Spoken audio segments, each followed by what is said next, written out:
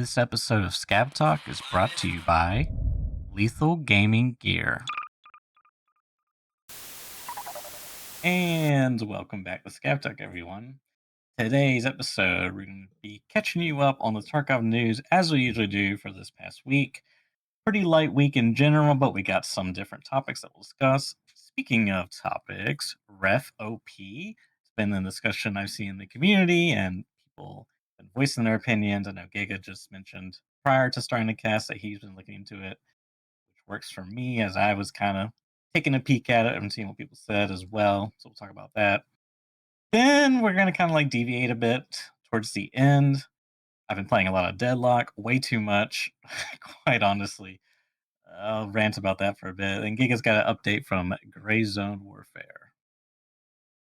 Yep, sounds pretty good. So, yeah, the wipe's carrying on. We're sort of trying to figure out exactly what the implications are of the changes that have been made and all of that stuff. We'll probably, ref is more what we'll talk about with that a bit later on. Just in terms of arena and all of that. I managed to get to level 37, so that's where I'm at now. Technically Peacekeeper 4, but I actually need to do like a little bit more questing for him. I've like been slacking very slightly, and so I need a couple more quests, and then I can start selling M856A1 on the fleet for massive profits, which is one of the best parts about Peacekeeper 4 these days, which is kind of weird. So yeah, just churning on. I've been kind of bouncing back and forth between the two. But again, we'll talk about that in a little bit. So let's start off with just like the various events and things going on in the community right now. In terms of actual game updates, I don't think there's a great deal particularly. We had BSG basically released this morning an announcement about the ETS, which for those who don't know what that is, I always get questions. Anytime I talk about ETS, I always get questions about it. I'm like, no, most people know what it is. But basically, it's called ETS is the early test server for Escape from Tarkov. You used to, I actually can't remember what happened with this now, but you basically got into it by applying for this thing. And they sometimes let you in, sometimes not. Like, I don't know, it's just like, it's a strange community of like people who've been playing for all eternity, plus like some creators and stuff as well. And obviously just like regular people too. And it's like a bit of a weird thing because if you talk about what goes on in ETS, you get like booted out of ETS because it's all under like not NDA, but it's like an agreement such that if you talk about it, you get booted out. And so they basically like do, frankly, quite boring tests in there. Things like this, Unity 2022. Like there's nothing, like you won't see anything in the game, right? Like Unity 2022 in and of itself doesn't do anything for players. It's like more tools for the devs. So the game's just like the game, except you're level 1. And I think sometimes they allow you to buy stuff, whatever. It depends what they're doing in there. Like the most exciting thing that happened in ETS, which I mean they've said publicly, was the recoil changes. That's like the most interesting thing that they've ever put in there by a long shot. The rest of it's all just like random stuff of like messaging people in the client and things like that. Like it's just like really, really, really dull stuff. So like people are desperate to get in. It's like really not that interesting. They did say, so this is, I was going to say this, Ash. Ash in chat just reminded me that like ETS access was always also a perk with Unheard. Is that still true? Is that still a thing? Like people who got Unheard, I actually don't know whether people who got Unheard are actually getting into ETS, because I know some people was one of the like, not really like, well, I guess, yeah, one of the gripes about when the whole Unheard situation was kicking off, people being like, well, why do you just like randomly get into ETS? Like you could buy the game as a complete new player tomorrow and get into ETS, which has always been this like under wraps thing behind this like semi NDA, whatever. It's like just seemed kind of weird. So I don't know whether they rolled that back or whether they said it and like whether people do actually have the ability to get into it. I don't know. I have no idea. I don't know. But anyway, so the final iteration of the transition to Unity 2022, as it says here, is available as part of the current stage of the ETS server. Invite all participants who have ETS to join the testing and leave feedback in the Discord server. So, I mean, I guess you just like, if you have ETS, go and play a few raids or something, just like run around on factory or customs or whatever and report any bugs. I think that's the deal. So yeah, I mean, lots of people have been complaining about Unity 2022 not being in the game because I think they've been trying to upgrade Unity for like ever. I was going to say, hasn't it been a while? Yeah. Or didn't they recently get 2021 a few like streets ago? I don't remember. Potentially, yeah. But I think it's like people are only interested to see them do it because Nikita always talks about it being like, oh, we can get more tools and stuff. And I was like, well, then, yeah, just do it. Like, get more tools and actually be able to do more of the things. I guess, like, because as a related note, I have had quite a few people, murmuring away either in comments on YouTube or in my chat, just being like, so that FPS improvement that they put on the patch notes is like, where is it? Where is it? And I was like, look, just don't, don't believe it until you see it with these FPS improvements. So maybe this will allow them to do something. I'm not sure. Like, Streets for me just plays exactly the same as it did last Wipe, for example. Like, you could probably placebo yourself into believing that you get an extra couple of frames here or there or whatever. But without doing like side-by-side testing, it's like kind of hard to know exactly whether it's better or not. But like the broad strokes, like even if there is something better, it's definitely not crazy. So I don't know. Maybe this will help. See, they improved AI and more detailed bots, and then they optimize the game just enough to say that you get the same FPS, but they can still put that line in there. They did optimize the game. Yeah, more scavs for the same FPS. That's an improvement, right? I guess. Yeah. Now they aimbot you with grenades, but you get more FPS. Yeah. So that's like honestly, that's really it for the game news. Like they're doing this test. Outside of that, they've been very quiet in terms of updates. I think they're probably mostly busy with like Arena, like Link and all of that stuff. That's probably like the main priority because of everything getting completely cooked, in the meanwhile. Did we talk, was the stuff getting rolled back last week? I'm pretty sure it was. But yeah. So they're probably busy doing that, to be honest. And then there's a couple of events that are coming up. So there's TwitchCon. Is this San Diego again? Is that the US TwitchCon? Yeah, it is. I think so. Yeah.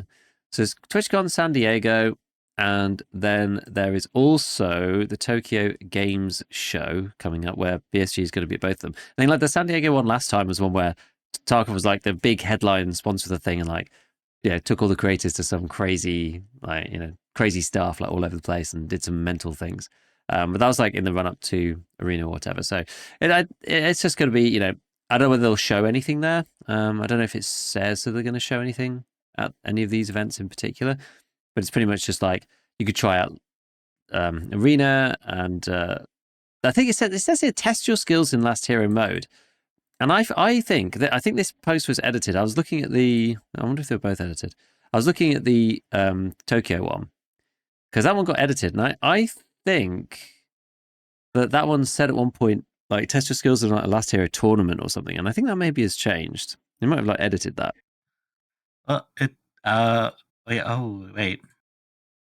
It's Last Hero tournament. No, they both say last. Wait. Last Hero mode. There's slightly different wording, but they both say Last Hero. So it says Blast Game test their skills. Okay, well, let me rewind it back. All attendees have opportunity to try out the gameplay of the most popular game mode for Escape from Tarkov Arena. Context: this is for the San Diego announcement. Blast Gang test their skills in the Last Hero tournament and try out the new EFT Arena location before release. So that doesn't make too much sense. It's a little confusing. Does say on that one. Okay, that one still says it. But even on the Tokyo one, it's like the same little blurb, and it's like all visitors have opportunity to try out Escape from Tarkov Arena's most popular game mode, Blast Gang. Test your skills in Last Hero mode and experience the new EFT Arena location before release. So I guess they are the exact same, but it's just weird that it says Blast Gang, and then it's like test your skills in Last Hero tournament. So I guess maybe it's like there is a comma. Okay, there is a comma there. Actually, that makes sense because it's continuing, chaining multiple things together. So you can play the most popular game mode, Blast Gang. Then you can test your skill in the Last Hero Arena tournament, and also try out the new map. Okay, I got it. That makes sense. But it is interesting because they're going to have a busy week. I mean, that's San Diego TwitchCon, that's 21st through 22nd. And I imagine they're probably going to arrive there a bit early, I would imagine. Maybe a day before. I don't know. And then, then they got to be in Tokyo Tokyo Game Show. I mean, yeah, it's in Chiba, Japan, on the 26th to 29th. So I mean, that is a busy week for them.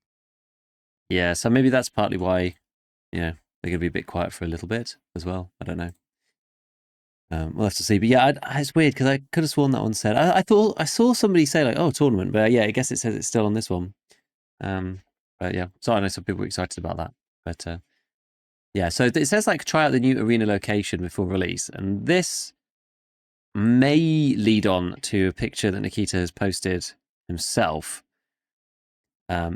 which looks.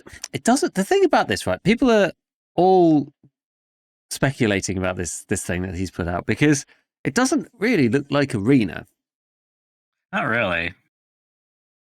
It looks I more like agree. something you'd find in actual EFT. And there's the sea in the background. You can see like a horizontal line. I mean, it doesn't necessarily have to be, but you presume it probably is just because of the way the rocks look and this kind of like seaside fortress type thing. It looks like the ocean should be in the background, but then there's also like mines on the back right, which like mines aren't even in arena. I mean, unless they are, that'd be quite funny. Imagine an arena map with mines on it. Why? But yeah, so there's like a lot of speculation about this, basically being that like, is it actually part of something else? Like, it doesn't really seem to fit anywhere in the game. Like, could it be part of Terminal? Like, it's definitely not part of the actual Terminal seaport bit for sure, but it could maybe somewhere else around the shore. Like, I was thinking maybe they could be expanding Lighthouse further north or something. You know, maybe it's an extra part north of the road camp. There's a villa of kind of castle fortress type thing. Yeah, what is this structure? Well, Is this like a sea fort? Apparently, it's so Nice Guy did a video. Apparently, it looks like a Russian sea fort type thing. He thought that this was in Grey Box, so I don't even know whether like that's the final like texture or whatever. Okay. Which sort of makes sense because it is quite flat. Yeah, I can kind of see there's like these wooden logs inside the like hole in the wall, I guess. But everything else, like the actual structure, is like flat gray. But it looks like there's some texture up on the like what is that? Crown molding? I don't know what you'd call that. Yeah, there's a kind of like I don't know, some sort of bevel type thing. I don't know. Yeah, so there's some design, but I guess that's like baked into the model as opposed to being anything else. So like the model is done. Maybe it's going to be textured later. I'm not really sure exactly. And there was like he showed a load of C4 type things that look kind of similar around like around like say Petersburg, like the sea there, because that's like where most of EFT's inspiration comes from, like real locations around St. Petersburg. So it could be that. I mean, yeah, it's more likely to be an arena map, I think, than anything else at this point. But it just seems a bit strange. I think the thing is, arena at this point, we're kind of so used to the tiny maps and the fast gameplay or whatever, we sort of forget that. Yeah, there is an outdoor map in arena, just nobody plays it. It's like, But technically, too, there's that one stadium map. oh yeah, there's bowl as well. People like bowl though, but people like bowl. People don't really like sawmill though. But like, this could be kind of cool, like have an outside bit, an inside bit.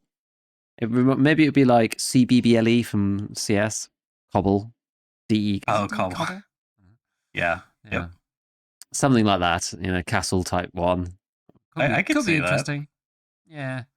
But yeah, as a lot of people say, it doesn't really seem to fit into the main Tarkov map anywhere, especially with being coastal. It kind of really limits where it could be. Like shoreline and then lighthouse, and like that's it. The rest of the maps are all inland. So there's not really much space to put it.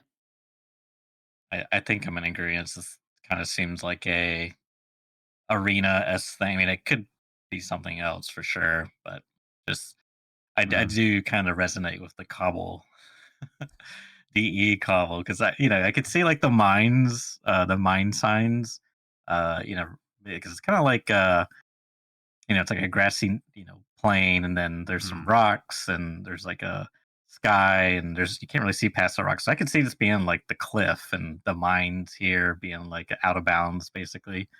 I can almost see this being like a counter terrorist or terrorist spawn. You spawn here, and you gotta like go inside of breach the Coliseum, plant the bomb. Mm-hmm. I could totally see it. It's good that we actually look back at the new events because the fact that it says try out the new EFT Arena location before the release really also points towards it to be that, because we know in actual Tarkov it's basically like terminal that's coming, and that's coming with 1.0. So like we're not getting any new maps in EFT until like the release of the actual game. So like there's nothing else coming. Like maybe some map expansions or changes or whatever, but nothing brand new that's going to put a huge naval fortress, I can't imagine, into the game all of a sudden. You never know. We decided to add another map. We're delaying terminal, guys. We got a brand new map coming in. We're going to push back the dev time to 2027. Oh my god. Now, hang on a minute. Counterpoint. Mm-hmm. What if this is the new map, Giga? What if this is a shipyard container? Looks really cool. This is back from When was this? August 24th, 2024. That was pre-wipe? God, I can't even remember. No. When was the wipe again? I can't remember. I mean, yeah, the wipe was, when would it have been? It was August was it the 20th? 20th. I think it was the 20th. Chat's got my back here. It was, yes. Okay. Man, that's crazy. It's like, it feels like the wipe's been going for longer in my head. It does. It does. But anyways. Okay, yeah, yeah, these so that's screenshots. interesting. Yeah, I mean What this does it is say? um Does it say anything on his post? no. It's I just kind of Nikita. forgotten about this one. Yeah. I mean, to be clear, you know, all the shipping containers, I mean, this is like a port with a bunch of shipping containers stacked on top of each other. There's even a boat out in the, you know, a ship, if you will. So like I feel like this would probably point towards terminal esque, you know. 100%. However, could be arena also. I mean, who doesn't love a good old remake of what was it, Shipyard from Call of Duty Modern Warfare, or was it called Shipment. Containment? I forget. Shipment. Shipment. Yeah, there we go. Yeah. I mean, I would say it probably, I mean, I know that this is, you know, we're talking slim chances. It probably isn't already because we already have like a containers map, which is Bay 5. But that would be quite funny. Can you imagine if they were just like, oh, here's the new arena map. It looks like a terminal. And then, psych, here's the new EFT map. It's the fortress. You're like, what is going on? Yeah, I think that's very unlikely. Very unlikely. Yeah, it's funny that, like, looking back at some of these old screenshots, because I brought up a screenshot. Maybe I'll just send it to you. I'll send you the link to it, because I was just like thinking about different screenshots and stuff. I don't even know why. I'll just paste it in our thing. I'll just paste it there, just like at the top, just so you can easily get to it. And I was like, whatever happened to this one? I was like, I remember there being this like strange screenshot with a keypad and stuff. And I kind of posted it out on Twitter, and I went to go and find it. It actually took me a bit of time to find. It was like over 2 years ago. Oh, my stream title is messed up. Always. I always forget something. Always forget something. Hold on. Good. Okay, there we go. Thank you very much. Oh yeah, I saw you post this. It took me a minute to find it because I was I checked 5 different messaging apps. I was like, oh, it's obviously the document one. Yes. Yeah, so I would like this came up over 2 years ago, like well over 2 years ago now. And yeah, it's just interesting because I was like, what did this never actually came to anything. Like people were speculating about the wipe date, like 28th of April and stuff like this, right? I remember that.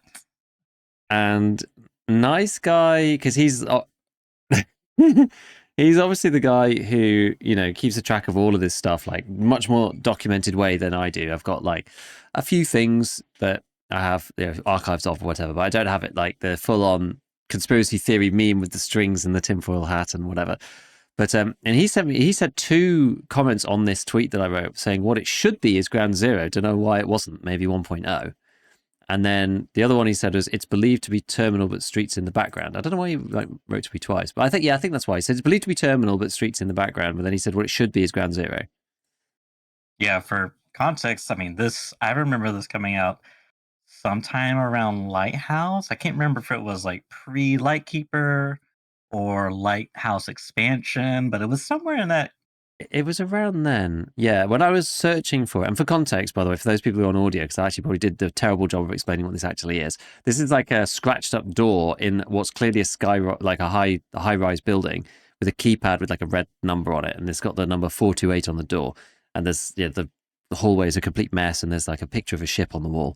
But yeah, when I was searching around for it, it was around the same time. Do you remember there was that video where it was about the rogues, and there's the lighthouse in the background, just going round? And there was that video of like the rogues walking across and they're talking about Rigi. It was like in the middle of then. That was around the same time because I was stumbling across the other bits of media around then, trying to find out, what it was. But yeah, it's just a funny one, some of these things that come up and then we sort of forget about them. And I was like, well, it's worth like putting it out, just see what people I just sort of wanted to see what people had to say about it. What's like weird on Twitter almost is if you post something and be like, oh, where was this supposed to be? Like no one will reply. But if you just go like, oh yeah, I remember this location, everyone's like, oh yeah, this was supposed to be done. What was that thing? I said this before, like maybe a few months ago, about if you want to find the right answer, you don't ask the question, you just post the wrong answer on the internet. It's like along those same lines, People will be very quick to correct you, but to actually give you the correct answer, like no one cares. So yeah, it's just a random one. I was just thinking about it. I mean, I remember this. Yeah, I mean, there was a lot of conspiracy theories going around, trying to connect the dots and what does it mean? I mean, it's very, I mean, I shouldn't say very, but it's like artistically drawn, it's like, it looks more, doesn't look 3D rendered to me. It looks more artistic. Like, actually, it looks pretty detailed, even given this JPEG on Twitter of auto compression, but it looks pretty good nonetheless. Yeah. Anyways, it's a small little,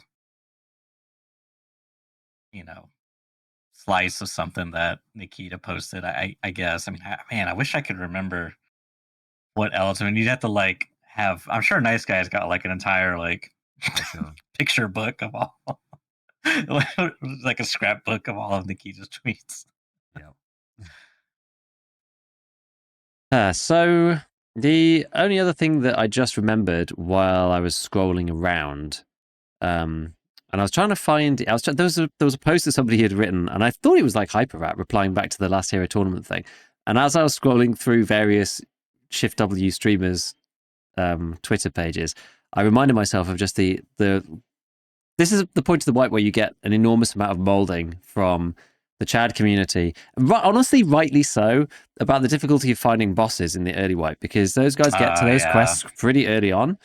And up until now, the boss spawn rate has been low. I know some people have bumped into them a few times, but they were only 7% for the most part, I believe, and then 5% for some of the others. So like Tagilla, the Goons, and Killer were only 5%. So like they only spawn in a raid, one every 20 raids, which is really nuts, right? And like we've talked about bosses at length in the past. So to be the person to get there, to kill them before someone else and have them actually spawn, it takes a long time. To like, statistically speaking, to kill Killer in the early wipe, to get 5 attempts to do it, to just 5 attempts where he spawns in your raid, you have to run 100 raids, which is absolutely insane. And there's like a ton of people, like I've seen loads of people like talking about it, Glorious and Hyper and a bunch of people just there because they've all been trying to go after these guys, and it's so painful. I mean, for context, I've played 164 raids in total so far this wipe. So I would technically, if I was only running one boss, I would have maybe seen them 7 times, right? That's statistically speaking. Anyway, they've increased the spawn rate's a bit. It's not a lot, but it's just a bit. And I think that this is the tweet that I saw. It was Hyper's one being like, I think he was running bosses for like 3 days or something, and like finally found what he was looking for.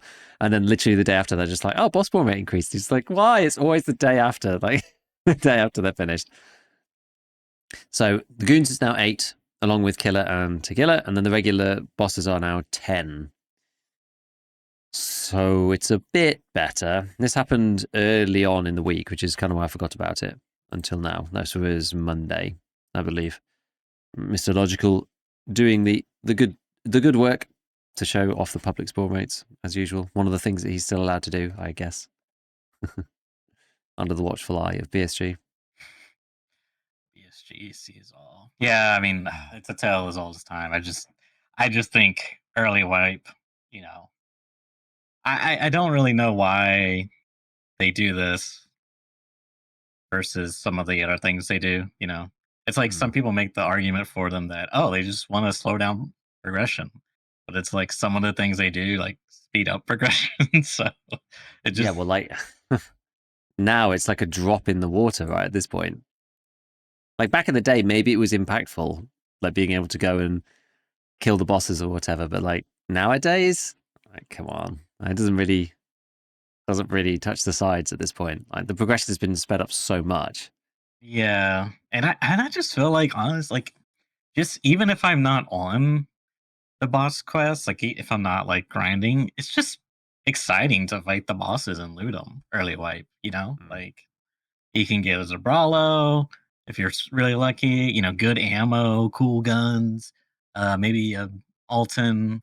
I don't know, a armor rig that you like that you fill up to max and you're walking out of raid like 60 kilograms.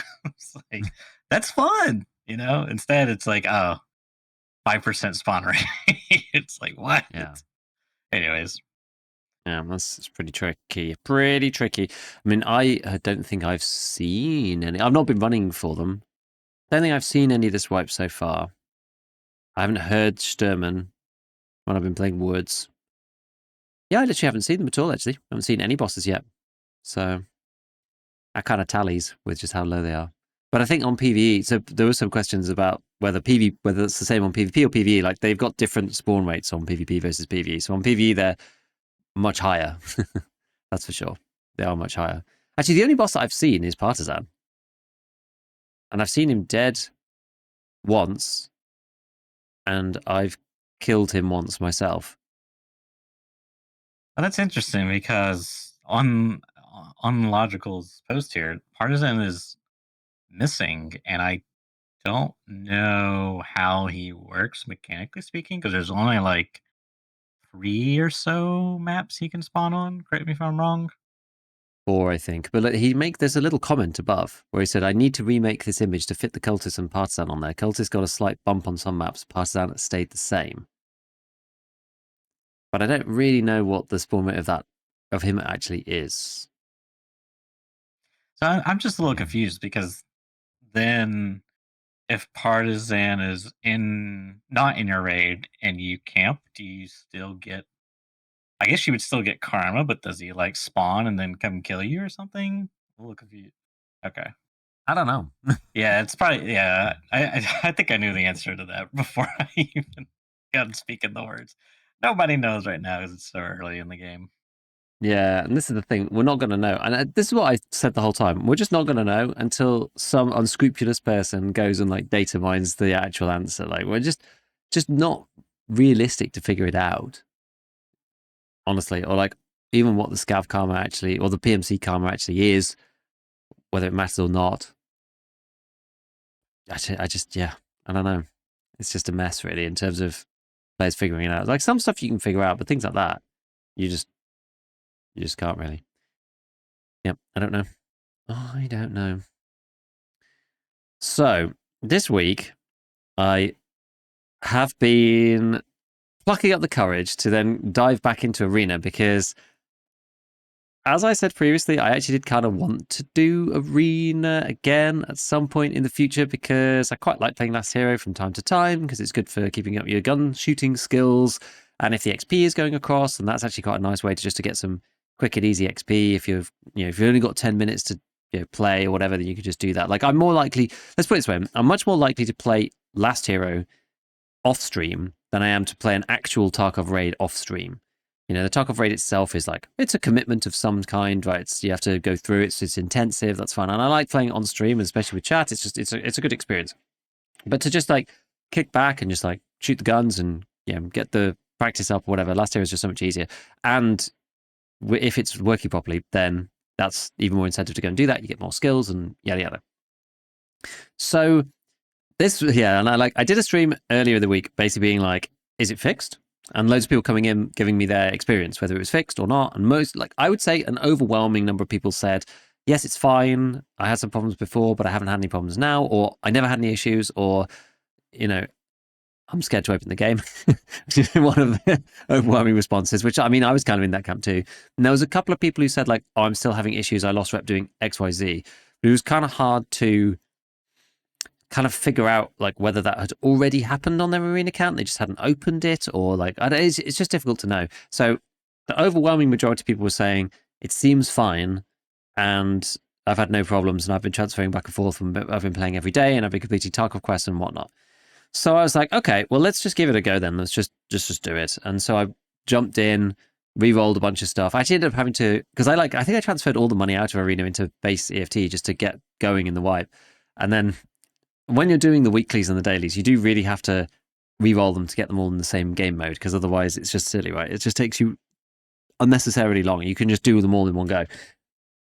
So I had re-rolled all my dailies and the one weekly that I had into Last Hero, because it's the mode that I like to play the most. I should try Blast Gang out, because I've not actually played it.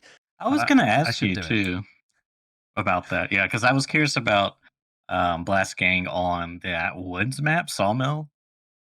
Because I would assume that would be like a more popular map for Blast Gang. I don't know if it's even a mode on that map. I don't actually know. I'm not sure. I haven't checked. I mean, in my experience, people just don't play Sawmill in general.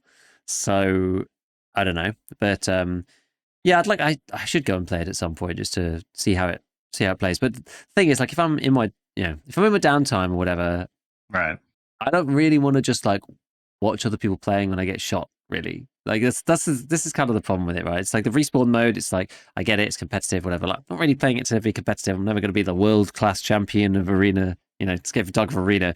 So sitting around for the tactical game, I'm like less interested. Although it does, like, those game modes do kind of bridge the gap a bit between, like Last Hero is just insane. It's pure like muscle memory mouse. It doesn't really teach you much about fighting in Tarkov in some sense, because it's just, you can't ever stop. Like, you're just going to die in like 5 seconds. So it's just like, kill as many people as you can. It's like one of those things as well, where like once you've like committed on a guy, even if you're getting shot from behind, you just like carry on shooting, because hopefully you kill them before you get killed, so you can get a point on the scoreboard. So it's like, it's very different to the usual style. So like, yeah, all it does is just like get you used to the guns and like keep your aim on point. That's really all it's for.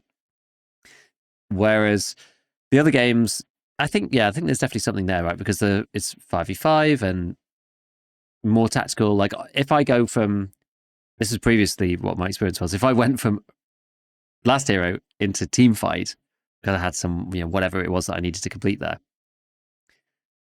I would just get like gunned down in the first round easily, because I'm just like way too aggressive, like super aggressive, like sprint off spawn, like off we go. And then it's just like, oh, somebody's like peeking the angle, because there's, minutes to wait or whatever. So yeah, maybe I should go and try it. But anyway, I rerolled all my stuff to Last Hero and went to go and do it. Now, unfortunately, the weeklies are really expensive to reroll. The dailies aren't too bad. And I did have some people, I think people were kind of misrepresenting it a little bit, because I was like, half my problem before was that it was actually quite expensive to reroll everything into Last Hero. It did actually cost you like, a mil or something. And people were like, no, it's super cheap. It's like really cheap to reroll your dailies. And I was like, really? And it's like, okay, it's like 30, 40, 50, 60, 70K or whatever. Like, sometimes you have to reroll it like 5 times. You've got 3 of them that all need to get rerolled into one game mode. There's 3 game modes. There's 3 dailies. It's like, that does actually add up quite a lot. And so I think I think it was 1 million rubles, like rolling them all. Like, if you get unlucky with the weekly a few times, right, it's 200K to reroll the weekly. So it's very quickly quite expensive, but it doesn't really matter, because you get loads from doing the actual quests, and you get a bunch from just like winning the game anyway. So it kind of doesn't really matter.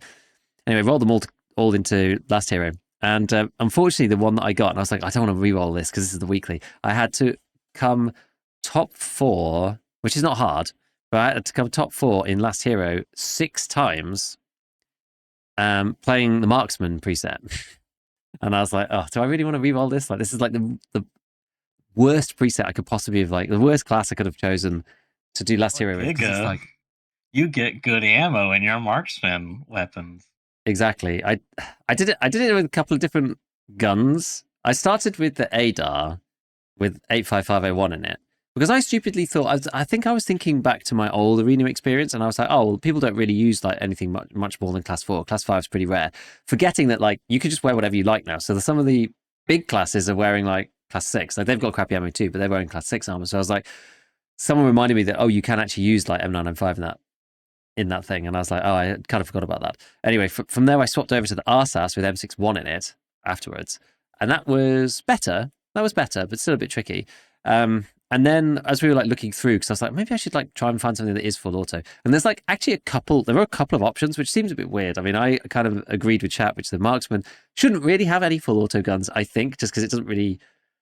It means you can sort of force the style, especially with the preset system now, you can kind of force the style into a full auto style, even if you're like a marksman class. It's kind of a bit cheesy. I mean, I don't mind it personally. You could get the VSS at some point.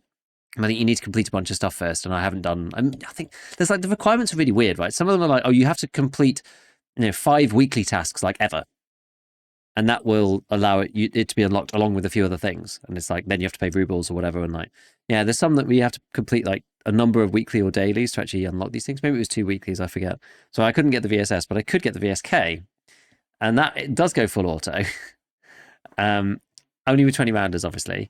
But that does go full auto, and you could put SP6 in it. And so I ended up doing that, but it's not the nicest gun to shoot. So it was a little bit of a struggle. So I'm still torn as to whether the VSK on full auto with 20 rounders with SP6, with its like awful recoil, versus the RSAS with M61, which is not nicer to shoot, but in semi-auto. Like it starts to make my hand hurt a bit playing Last Hero just with a semi-auto gun. It's like playing cookie clicker, it's just like I'm just going to be clicking for 10 minutes. I was like, man, my arm actually, especially given I hurt it a bit at that LAN, I was like, I really probably shouldn't just like give myself RSI from playing Last Hero, because I got to play like an hour of Last Hero. It's basically like an hour of left clicking in playing Last Hero if you're doing it on semi-auto. So I don't know. Fortunately, that's gone. I actually completed it and did it and moved on. But basically on that stream, in between every arena game, I went back to the base game and played a raid to do one of Ref's quests. So we kind of like were doing as much Ref as we could. It's just like one game in Marksman, back to Streets to do Ref's like 74 UB and a Packer, then back to arena, back to the main game, back to arena, back to the main game. And to my surprise, everything worked the whole time. XP flowed between the two systems, like no problem. All the skills went between the two, like completely fine. I didn't even transfer any like money really. I think only at the beginning when I was trying to balance the cash between the two accounts. After that, everything worked fine. I even leveled up to level 36 in arena, and that transferred straight over to my base EFT. There was no desynchronization at all. And then I did 3 dailies again this morning because it literally took me 10 minutes. I just re-rolled them all into Last Hero and just did them in 10 minutes today. And that all went through. That got me to level 37. I had like 2,000 XP left in the base game to get to level 37. So I thought, well, let's just go and do Last Hero and do the dailies. Just roll them all into that. And that gave 35k XP or something to do all of them. And that worked as well. So far, my experience has been good, honestly. It's been much better. And that really does incentivize me to want to go and play a bit more, because it's quite cool, unlocking different guns and seeing what you have to do to get the different things. And you level up with one particular weapon, you unlock certain attachments, and what you can do with the different presets with each class and stuff. It's kind of interesting. So yeah, I was I don't know. It's been fun. It's been fun. But so far, and I had this conversation when we were talking about it last week with somebody about getting ref up. So where I've got to, I still have a couple of like ref quests in actual EFT to do. I finished the one where you have to kill people with the AK-74 UB and a Packer. My God, that was painful. And now I'm on the one where you have to plant like TNT bricks on streets where you get like 0.5 ref rep. But even without that, and yes, I'm on EOD, but even without that, I'm at 0.42 ref rep. So I need 0.5. So I need 0.08 to get to ref 3. So it's probably like actually one set of dailies tomorrow and completing this ref quest with the TNT, which is not really that hard, especially given the boss spawn rates are so low. You can just walk into Lexos. That's actually pretty straightforward. So I could technically have ref 3 tomorrow. Like it didn't actually take as long as I thought. And I had this debate previously, and people were saying, like, look, if you just do your dailies every day, it's not actually that bad, because you can get 0.03 every day and 0.02 from the weekly. So in 7 days, you can technically get was it like 7 times 0.03? So you get 0.21 plus the weekly, so 0.23 per week. It's a lot. After 4 weeks, you could have 1 rep, which is nearly getting up to level 4, I believe. But yeah, like Ref 3 is where it's at, right? Ref 2, which is the one I'm at still, isn't that great. There's some stuff on it that's all right. The SR25 is okay. But most of it is just a bit lackluster. There's a P90, like it's fine. It's okay. I mean, how good is M80 though? Because like, what are you really getting? Like, can't you just buy 5681 off the flea? You can buy PP off the flea, which is like, isn't PP effectively a weaker M80, like slightly weaker, both in terms of damage and pen? Or am I mistaken? Or no, it's better pen. Same pen. 41. Oh wait, no, is it 42? Is it 41 or 42? I keep forgetting. Let me check. Which one, M80 or PP? Because I forget. No, but M80's 41 pen, definitely. Yeah, it's the same. They're both 41. They're both 41. But M80 is 80 damage, usefully. Very easy to remember.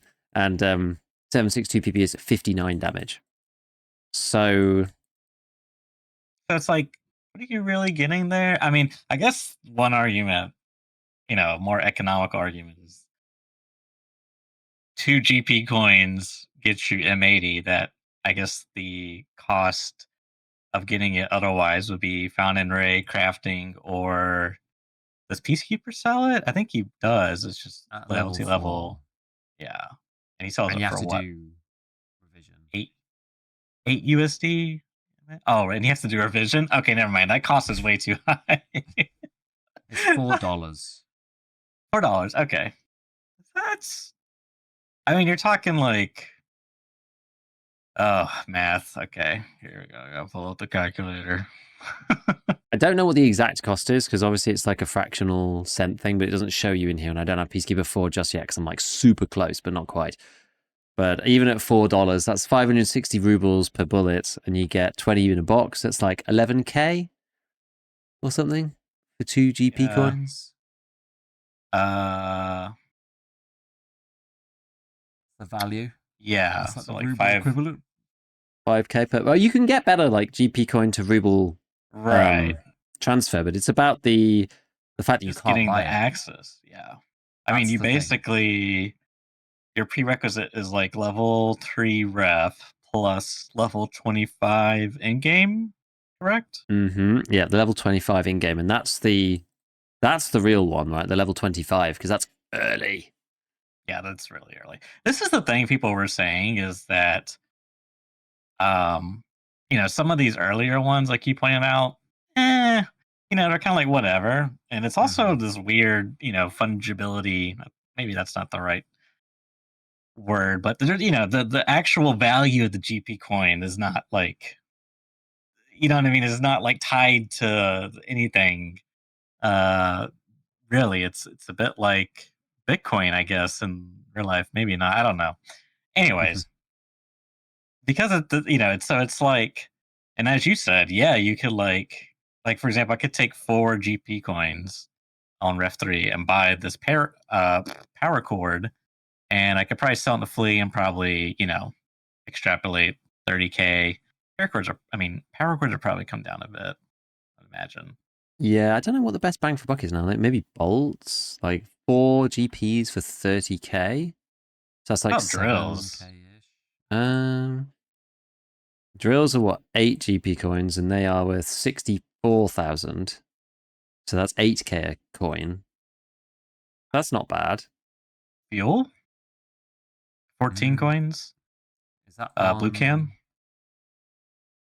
Yeah, I don't know. They're about 90k on the flea market. Okay, yeah. They're pretty cheap then. So I don't know what the best one. I don't know what the best one actually is. Oh, ES lamps. 5 for 1 ES lamp? That's gotta be. Yeah, 5's quite a lot, but. Yeah. ES lamps can be pretty pricey. Oh, wait, now I'm thinking of bulbs. No, you're thinking of energy savers because now they're expensive because they're needed for like Oh, right, bulbs. right. Bulbs were expensive early, but then these ones are expensive later. Yeah, they're like 40. Like the minimum price here is 45k. I can see 48k is kind of the static. There's somebody, there's somebody here. Shadows Ghoul 108 flea rep. You can clearly see what they're doing. They're just they're just working from home, doing whatever, like not having to do anything. They got the flea market open. Anytime an energy saving lamp comes up above, like below 42, they're buying it. They fill their stash. They get to, as it is here, 140 energy saving lamps, and then they're putting them back on the flea for 48,000 rubles. Shout out to my flippers out there, the real flea market traders of Tarkov. Oh, how much are light bulbs going for now? I'll check, but I think it's 25 or something. Yeah, this guy's like level 2. I'm obsessed with this because this guy's like level 24. He's played 193 raids. He's got 340 hours in game. And he's just chilling. He's just playing the flea. Right, bulb. Let me have a look. Bulb. I think they're a bit lower now. They've come down a bit. Light bulb. 20. 20k. Okay. Last one. Graphics card. Yeah, how much is the GPU? How many things? 48 coins. This is on Ref 4. For 48 GP coins, you can get a GPU. They are now. I don't think graphics cards are like hitting their like peak right now. So what does that mean? 1 million rubles. So that's 21,000 a coin. Yeah. Pretty good. That's pretty good. But see, this is the thing that's interesting is you would have to hoard your coins until you get these unlocks to get the most value, so to speak. But anyways, jumping back to went on this massive tangent. Ref 3, 2 GP coins for 20 rounds of M80. Just the fact that, yeah, so this is what people are saying is like, not even Ragman sells some of this stuff on Ref 3. Like you can't get a CPC. It's like they did all these changes to the traders and then they didn't apply that same logic to Ref because he just like feels like everything he offers is like a tier below what the traders offered. You know what I mean? Like if Peacekeeper has a level M80 on level 4, then Ref has a level 3 M80. If Ragman has a class 5 armor, then Ref has a class 5 on Ref 3. You know what I'm saying? Yeah. Words. He's the classic one-upper. Oh, you've got that. Oh, well, I've got this one. I've got one better. You get a Zabralo for 58 coins? I didn't even see that. Oh, that's really useful, actually, for that quest where you have to kill people on factory. There's also the Zuck 6, the green one, you can get for 32 coins. I mean, I don't know. I feel like that's a little crazy. The thing is, though, right, and the whole reason why it's like this is because it's using a different currency. So you have to, the only way you can really realistically get GP coins is by completing dailies in Arena.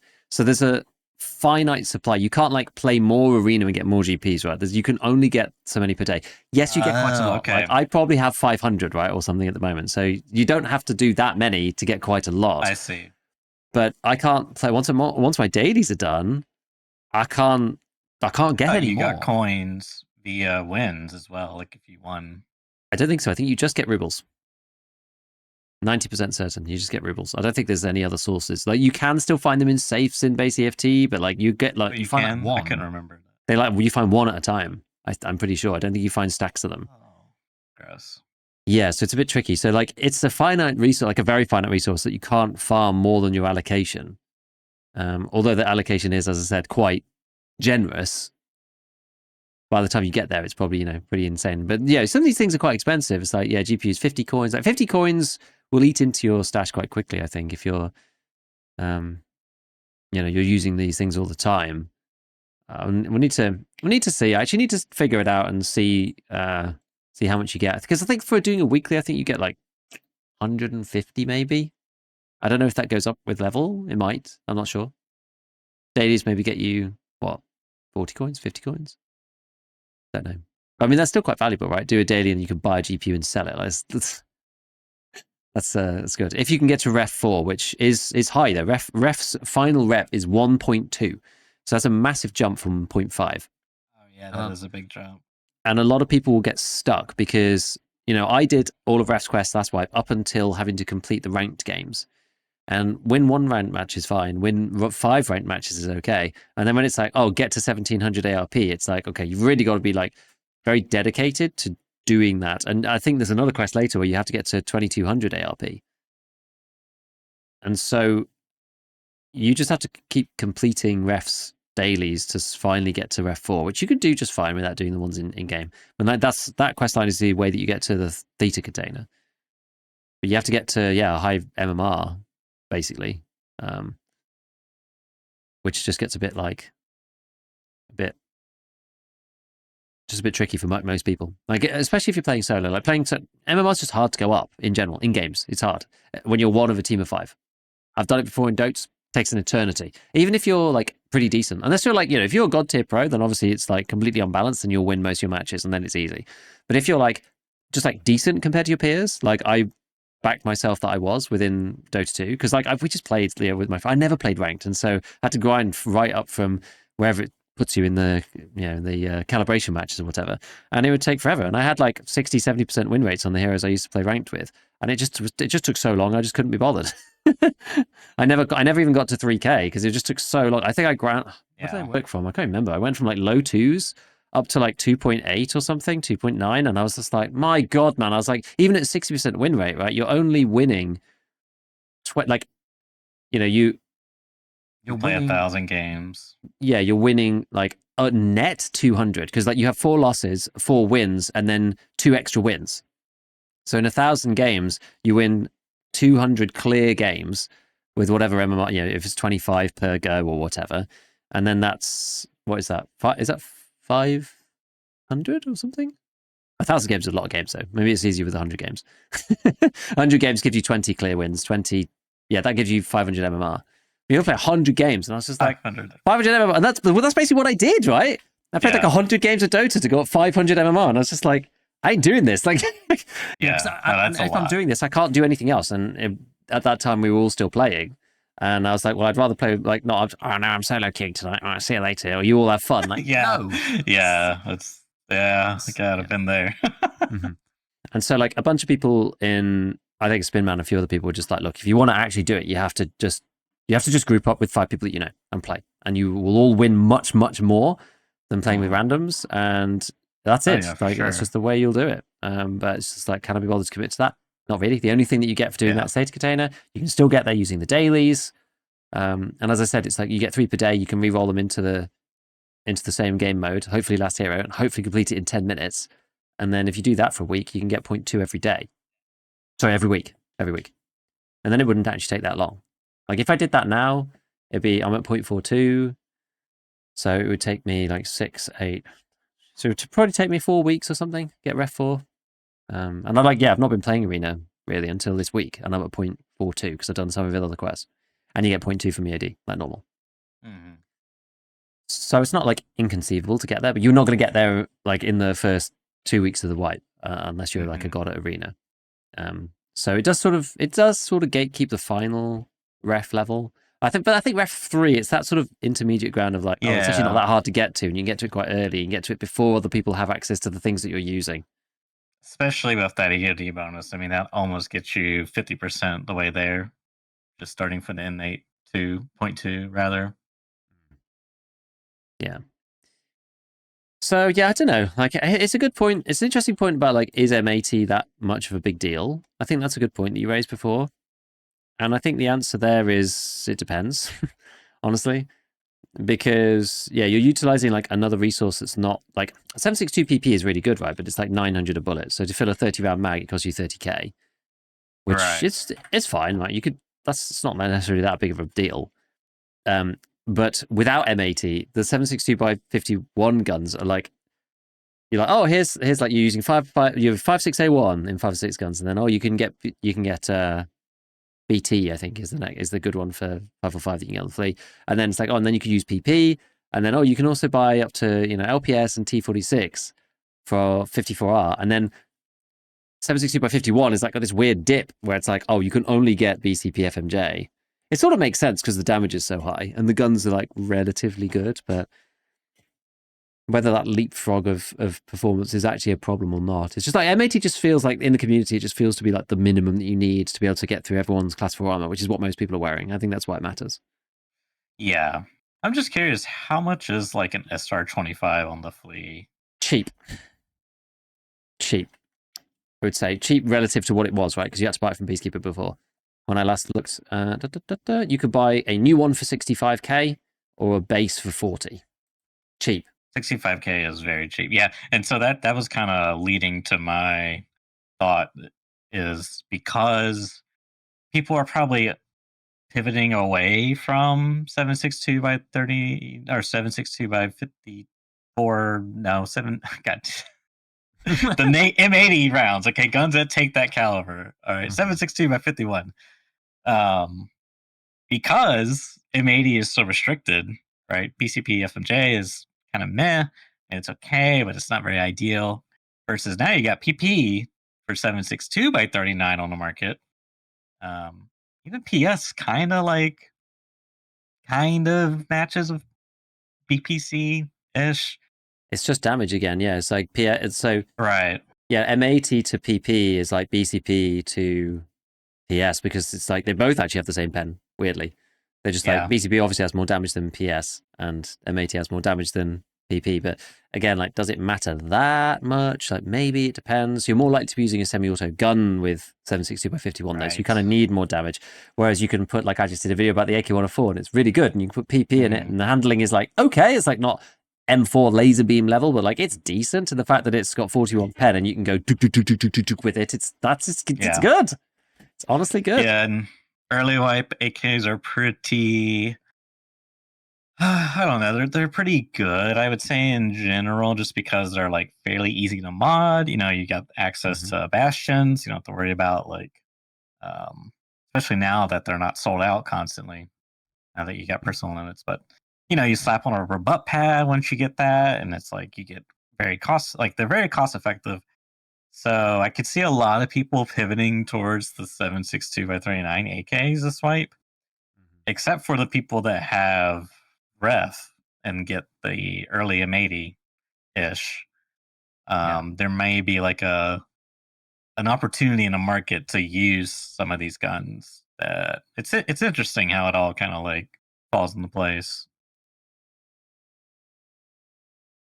It's like, well, what do I actually use my M80 in? Because Yeah, even if you're like well leveled, like the Black MDR took such a beating in terms of recoil, as did the yeah, FAL.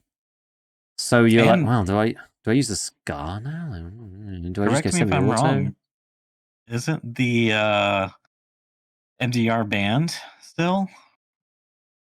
The black one, that Probably. is? It probably is actually.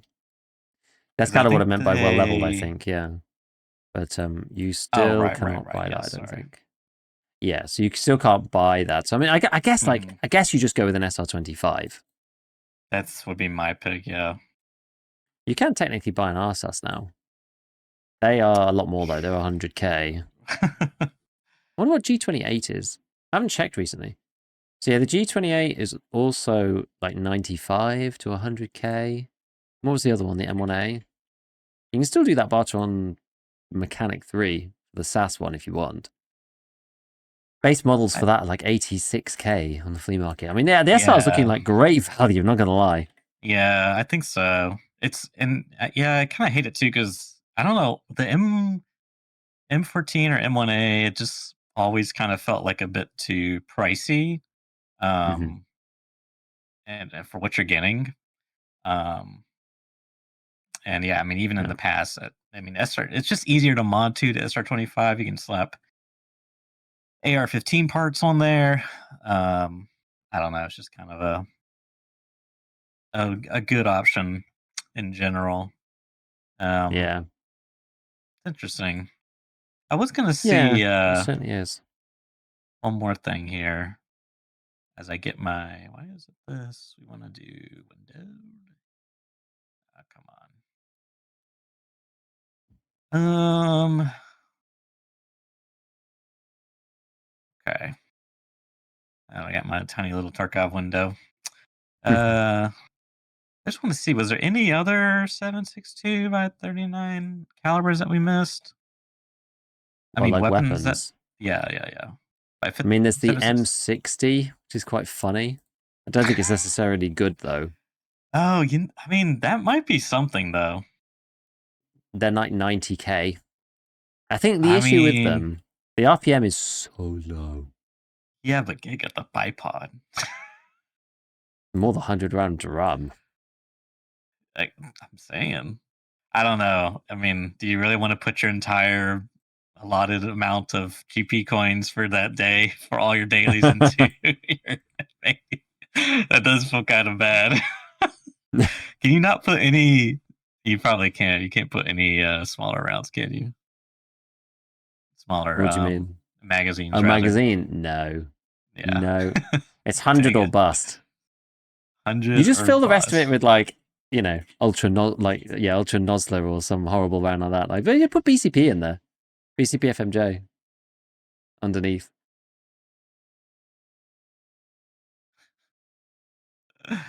uh, Like, what are the other options? You outside of the, I mean, they're basically all semi-auto except for that handful that we're very familiar with. I think is the problem.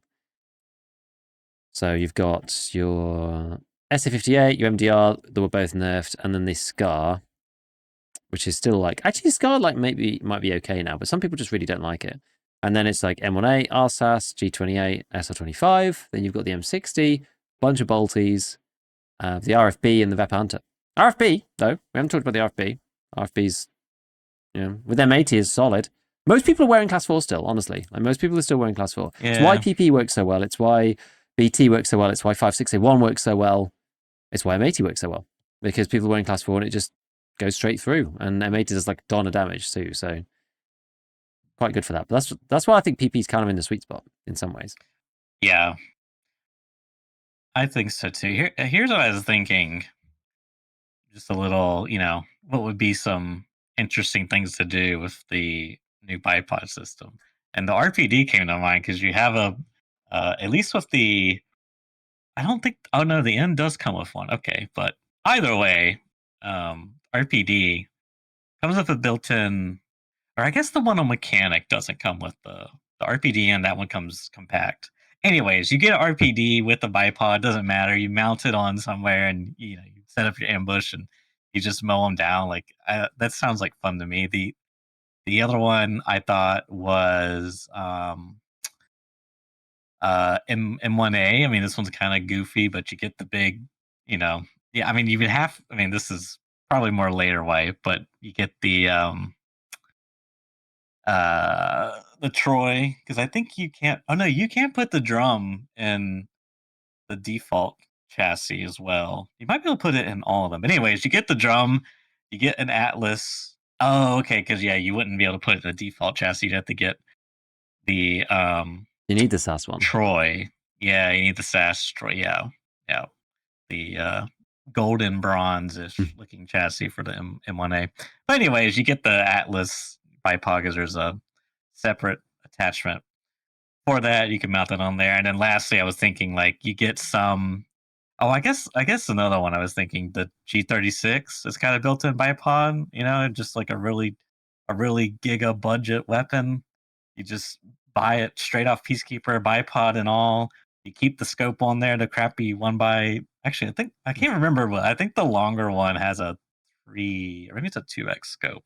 It's really crappy, but who cares? You're mounted your bipod. Okay, it gets the job done.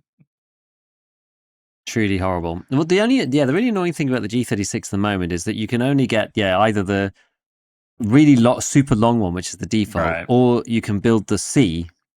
Mm-hmm. You can't actually build the 4 vent until Peacekeeper 4. So I'd quite like to Mm. build the 4 vent version because I don't actually know. Yeah. I need to see what the MOA difference is. I actually got hurt by the MOA on the C at one point. Yeah. Like actually trying to shoot over some distance, and I was like, I cannot get this to land. Like this. Yeah. It was like somebody was stationary or something, and I was like, we're like dead on, and it's just going all over the place because it's 2. I mean, it's like 2.8 or whatever. Especially if once it gets damaged a bit as well, it like starts to widen out. But yeah, the 4 vent version is like 2, and the long version is 1.8. So there's not that much difference between the mid length and the long version. But yeah, the mid-length one, I don't think there's any reason to use the long version anymore at all, because you put the regular rail on, the G36 bottom rail, and then you can put the bipod on, the B10 bipod, and then a foregrip as well at the same time. So you could put on whatever, like a shift or something, or go, yeah, even do something like the, what's it called? The other one that's not shift, the one that's like high, the one that's high ergo. I can't remember what it's called now. Not the SE5, the other one. And you can put that on at the same time as the bipod, which is really neat. And you can still use the mini monster. Oh, that's right, because it goes in the front, the bipod attachment. Yeah, and the G36 is one of the few where the rail lets you do that, which is cool. Oh, interesting. Okay. So some of them actually do block the rail. Yeah, it kind of depends. It kind of depends on which one you're looking at. Like some, just like there's weird compatibilities with the bipods. So they just work on some guns and not on others for no real apparent reason. And like the SR25 can get a bipod, but you need to use like one very specific handguard, stuff like that. So it can be a bit awkward. You kind of need to like link search the bipod and then have a look through to see like what it connects to. So I think it connects to like the Alexander Arms 10-inch rail, and it also connects to like the SAI. So the M4 is pretty easy to do. But then some of them just like don't work. It's like it's very odd. It's very, very odd. But I'm still trying to figure out how to get the bipod to even like I just can't make it work. Unless you're camping, I just don't see how you can make it work like dynamically in a way that makes sense. Unless you're like actively trying to set up a position, like ambush somebody. Yeah. Just like you just can't use it in a fight. Like it just doesn't make sense. Yeah, I mean, I totally see that as a very real thing. Is that you have to use it proactively, I guess, or ratty. It's kind of a cheese strategy. I mean, I don't know. There might be, maybe if you like really dedicated to it and played strictly around it, but it is a bit restrictive. Yeah, that's the problem. So yeah, I don't know. So do we think ref is OP? I'm not really sure. Like you get some stuff really early, sure. Yeah. Is it actually OP? Does it matter enough? I don't really know. I feel like the answer is no. I feel like there's enough choices for it not to really matter, and it's not like you can get something crazy like Last Wipes MDR on the flea market or something. It's like, oh, you have to get full auto. You're either using the SCAR, which comes with its own set of compromises, the FAL itself, which you need to mod, and again has its own. Although the SCAR I think is also banned on the flea, isn't it? The big one. So you could be modding a FAL, and that's also been nerfed and has its own set of compromises and is like quite expensive to mod, or you're using a semi-auto gun of some kind like the SR25, which is probably the best option. But I wouldn't necessarily say that like the SR25. Let's think about something that's like similar in sort of performance and progression, if you're smart about it. Somebody who's like gone the arena path and is wearing an SR20, it's like they're holding an SR25 with M80 in it from ref, and they're wearing a ACPC. Do they completely outclass somebody running an AK-104 with PP rounds from the fleet wearing a propane armor with a Corund plate in it? They're kind of like, I don't know. Like, the arena one, the ref one is like probably a little bit better in terms of gear, just in terms of armor. But like at the end of the day, they're both class 5. What really matters is the plate itself.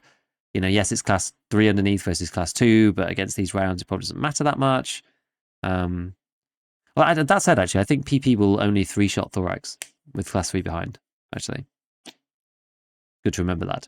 Whereas like M80 will 2-shot everybody, even with class 3, I think, if you're wearing class... Oh, no, but that's for class 4. Class 5 is like way more protective against both. Yeah. So it actually doesn't matter, I don't think. That's only for if you're shooting against class 4. So like, yeah, it's kind of much for muchness. Like, it's not clear. And one person's got full auto.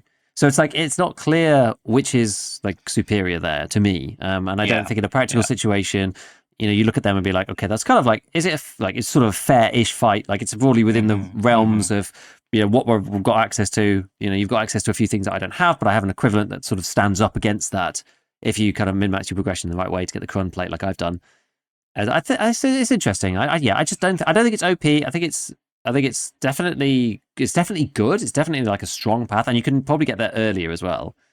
But there's nothing to stop people using Arena for XP from the dailies, as well as playing the regular game. Right? You can be a regular Tarkov player and be fine. I think there was like a few people showing that if you're like a Kappa grinder, you actually go faster in EFT. If you're like stacking quests together, and progressing in EFT, you can actually get more XP than in Arena. But Arena, on average, for the average player, will get you more XP. It's kind of interesting. It's interesting. It's like more consistent. Yeah, I think I'm in agreement. It's not super clear cut and dry. I mean, the only other thing I could think of is related to doing specific quests revolving around sniping. I would rather have M80 versus. That's true. And it's kind of unfortunate that the bolt actions get like doubly screwed. You know, it's like, first of all, you got to use a bolt action. Second of all, it's like, the only option for this is BCP, FMJ, or whatever. It's, it's just like, You feel very forced into like the SV98 or the Mosin.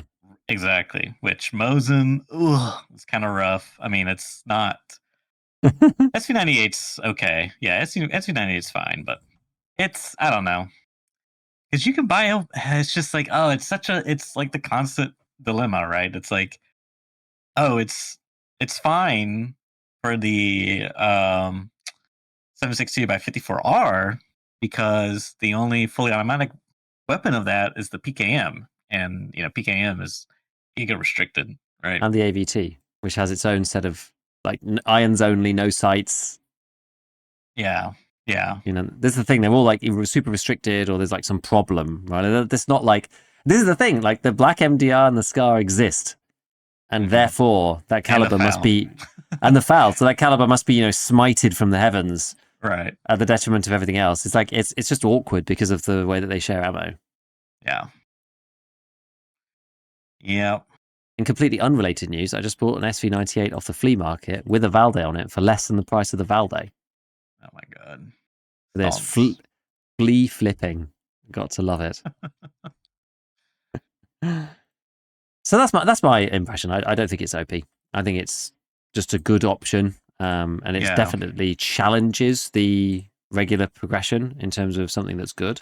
But it's not necessarily like you must do this, otherwise you will be behind and fail at the game. Like it's not like you're getting a leg up, which isn't new to Tarkov whatsoever.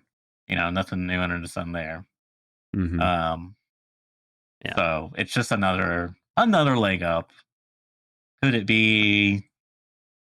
Yeah, I mean, I don't even think. Yeah, because like the money side is just like whatever, right? Like, yeah, it's cool that you can convert, GP coins into more rubles via whatever trade you do, but money's never really been a big issue. Yeah. Even less so given Arena also gives you cash. So it's like, you get cash from Arena and then you also get GPs, and it's like, well, do I need even more cash now? Not really, because I can either just do that or, and the hideout items are probably worth even more and like are worth more for longer because there's even more modules. There's the gear rack now. You have to like, I don't have Ragman 4 yet, so I can't do the final one.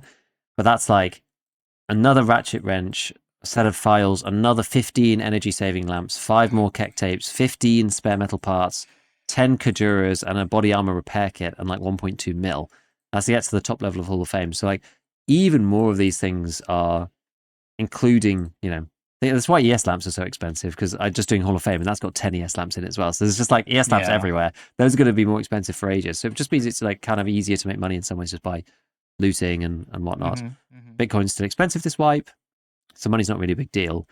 So it's more about just like getting the GP coins. Oh yeah, there's like one final thing as well is I did actually complete, and maybe I'll do this next week. I finally did a weekly in Arena, right? Because I hadn't bothered doing them before, and I got my first Lega medal. So I can go and buy the Grumpy key, right? The one that people are always talking about. Because I think the first one is like scopes and stuff. It's like the Woods Shack, I think. And then the Grumpy key is the one in the power station on Interchange. And you open up that door, and in there, people are saying it's like nuts, right? It's like ammo and plates. So you can get like classics plates. You can get like 4 or 5 classics plates in there. You only get 5 uses for it. But 1 Grumpy key you get for 1 Lega medal. So people are using that to farm a lot of stuff. So that's like the other place where Ref could be kind of insane, is that you only get those keys from him. You only get those keys from Lega medals. You only get those Lega medals from completing mainly weeklies, but occasionally dailies. and they only have 5 uses, but they have like insane stuff in. So you can easily be running like class 5 and 6 plates at this point with level 2 ref, because the Grumpy key is on level 2 ref. So I could do that now without even getting to level 3. And then there's 2 more rooms. There's like, I can't remember which one it is on level 3. And then there's a Lighthouse key, I think, for the last one. I forget which ones they are, but the Grumpy key on its own, even at level 2 ref, is like kind of bonkers. Okay. While you were giving your thoughts there, a thought occurred in my mind. The last thing about is Ref OP. I think for me, another good comparison is, or an interesting thought experiment, is it worth, let's say you have the base edition of the game, right? So you pay $50. So now you want a little bit of a leg up. Do you spend the extra $32 USD for the next edition up, which is Left Behind? Or do you spend 35 for Arena? Because for Left Behind, you get, I mean, you kind of don't get a lot. You get increased stash space. You still get an alpha container. Let me just verify that. Yeah, you still have the alpha. I would have to like actually break this down and compare what physical like, you know, do you get an extra packet here? You get some extra stuff. Okay. Starter stuff, maybe some it looks like some food. Nothing really crazy. How much is the next edition up from that? Because that's the one you get the beta at least. 110. Whoa, Well, 110, it's and you just sorry, so it's $60 more. Yeah, it's a lot. Like it's really a lot. There's the reason why vertexes are so expensive this wipe. Apparently, they're like they were 700k before because they're you need 3 of them to get the beta container in the barter, and because people like hold on to vertexes because they know that they need them for Lend-Lease Part 2. Typically, they're just like none coming up on the flea. So getting the beta early is actually quite a big deal. And then obviously there's Unheard after that. But yeah, I mean, even between either of those two, honestly, you're probably better off with Arena. I was gonna say, I mean, yeah, I mean, since you like, if you could buy quote unquote the perks of EOD, like the container and, you know, the full stash thing, like maybe, I mean, the stash size is like, it's like a really nice quality of life. Like standard account stash management sucks. Like you have to you have to vendor all your stuff until you get the flea. Then you can like, you have a little bit of space to work with, but otherwise just like, you just got to vendor everything. Like, it sucks. But regardless, I think standard plus arena would be the way to go, assuming you're going to play arena and like utilize what it offers you. Because Ref 1 has a key tool for 48 GP coins, which I guess there's a Genji keychain nowadays, but key tool is like very slot efficient. It's like 1/16, is it? I think it's Yeah. I mean, sorry. It takes up one slot, it gives you 16 keys. Yeah. And I mean, that's just like for a standard account. Oh my God. Like that's a lifesaver. Can you imagine just having to carry around 4 Genji keychains in your little alpha container? I gotta do my Charlene quest. Which set of wings, like flipping through the key rings? Which one was the West Wing second floor? Oh, was it this Genji keychain or this one? Yeah, exactly. As 3 of you pointed out in the chat, you can actually get stash space for a few bucks as well. You could do like the DLC, not DLC, right? Microtransactions to get like stash space. I can't remember how much that is. I can't remember what I'm the sure actual like BSG is gonna excel me on it. Expansion. What was the total? 28 additional lines. $3? Oh yeah, definitely piece this out. Wait, is it? Wait, it's like $3 a line or something. I'm not. It sounds like we're dealing in illicit narcotics at this point.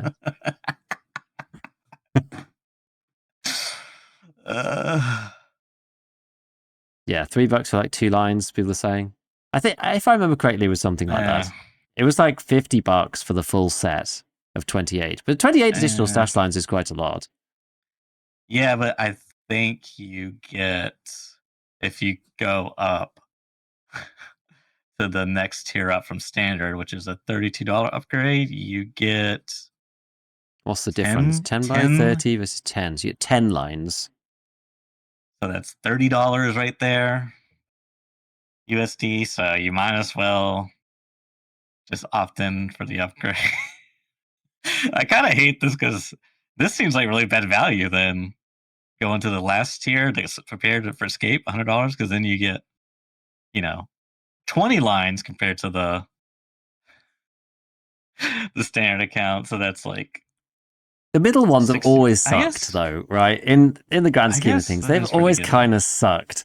You can just pay off buying Arena and or the max stash lines rather than moving up to that one. And then you spend 2,000-3,000 hours in the game, and then eventually you just go, well, I may as well just get unheard because I played it for so long. And Nikita Well, see, this is the Nikita's got me. interesting thing.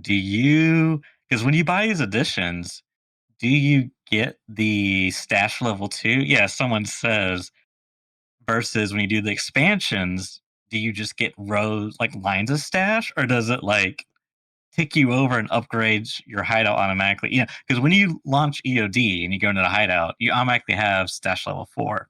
Where a standard account player, you have stash level 1 in the hideout, and you have to upgrade the stash to get more, which is very expensive. It's like millions of ruble, and then like one of them is like 3 millions, and then one of them is like you got to use some type of currency. Like I can't remember what it was. Like I did the math. It's like 7 million in total. Maybe it's 11 million. I can't remember, but it's a lot of money. I remember getting to the point where it was like more efficient to just use cases. Yeah, which is like very bizarre, but yeah, you are correct. I don't know. It's just at the end of the day, it's just an interesting little thought I had. It's like, which one would be more economically efficient with your real life dollars? Which I think the answer is Arena, assuming you're going to play Arena and utilize it. Do you get Arena with Unheard still or not? I think. Oh my God, are we just shilling for BSG right now? You know what? Let's just go all in. 250 guys. It's worth the maximum. Yeah, you just have to go UHE plus. This is the new build for Tarkov. Unheard Edition plus maximum stash line spaces plus all the cosmetics for clothing. You need to buy all of them all at once. Do you get Arena? I don't know. I feel like you don't. Do you get co-op mode? Let's see. Arena. I don't think you do. I don't think you do. Dang. All that for Arena. Yeah. L value. That's crazy. This game is mental. Like, actually. Well, it's kind of funny because there's like feature creep in a way. Like, because you used to get Zabralo armors. Remember that? With your What, EOD? as the starting stash? Yeah. I don't remember. Nowadays you don't. They took that away, and now there's Arena, which has all this value in it, and it's only $30. You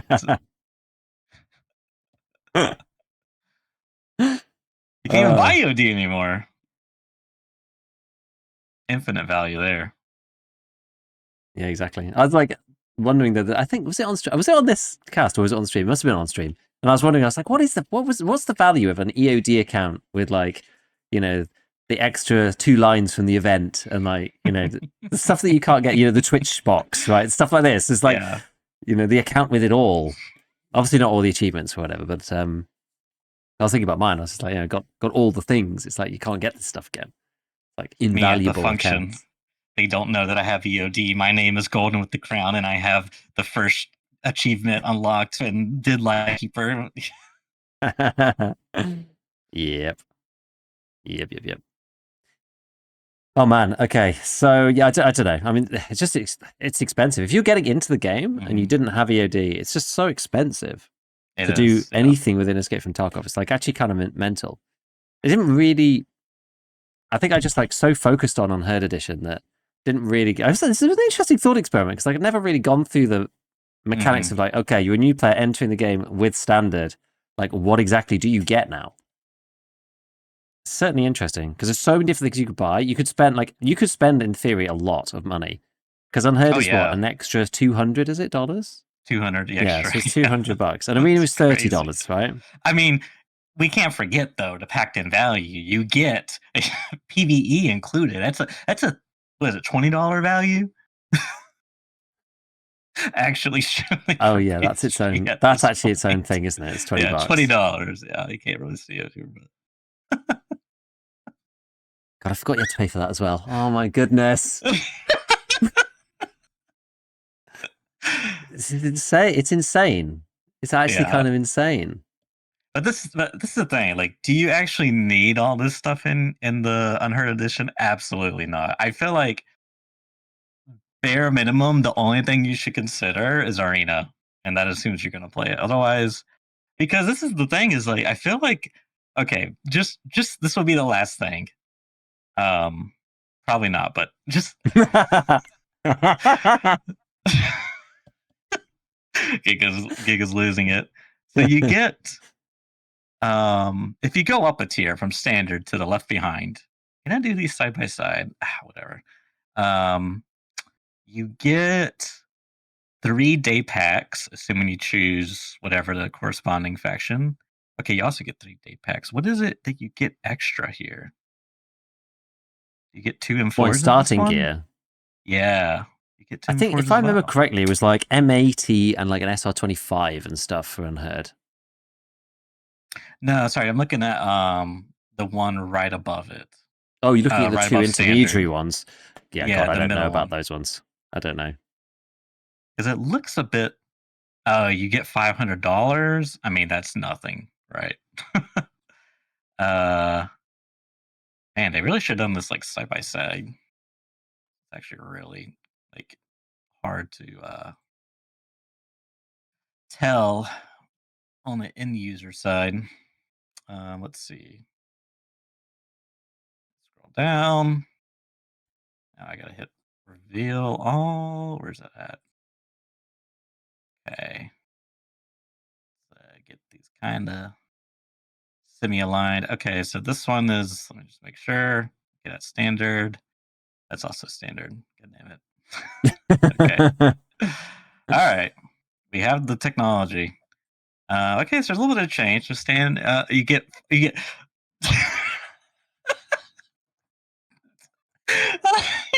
75 more PST bullets in the left Can't buy that behind until trader position. level 2, my friend. Can't buy that until trader level 2. You get 2 more cans of beef stew. Oh my god!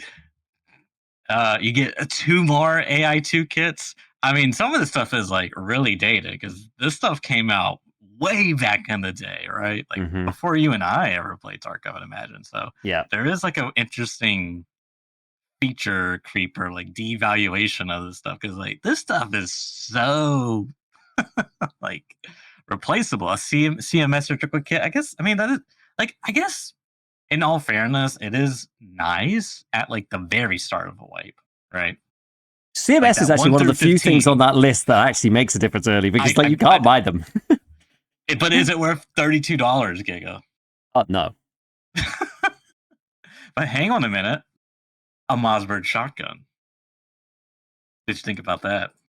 It just reminds me of that meme, you know, I receive $32 and you receive a Mossberg shotgun. I mean, a Salewa Trade kit, offer. a few army bandages. Yeah, I mean, it's nice to have. I mean, the value is just definitely an EOD back in the day Mm-hmm. because the gamma too. Because you don't even get you don't. This is the thing. If you got like a 2x3, the beta, then yeah, I would say Left Behind be good, but can't do that. Anyways, Yeah. just a fun thing. I thought. So Arena's very good value. Yeah, Is the I long think and the so. short of it. I think For that's what we learned. for $30, Arena's pretty good value.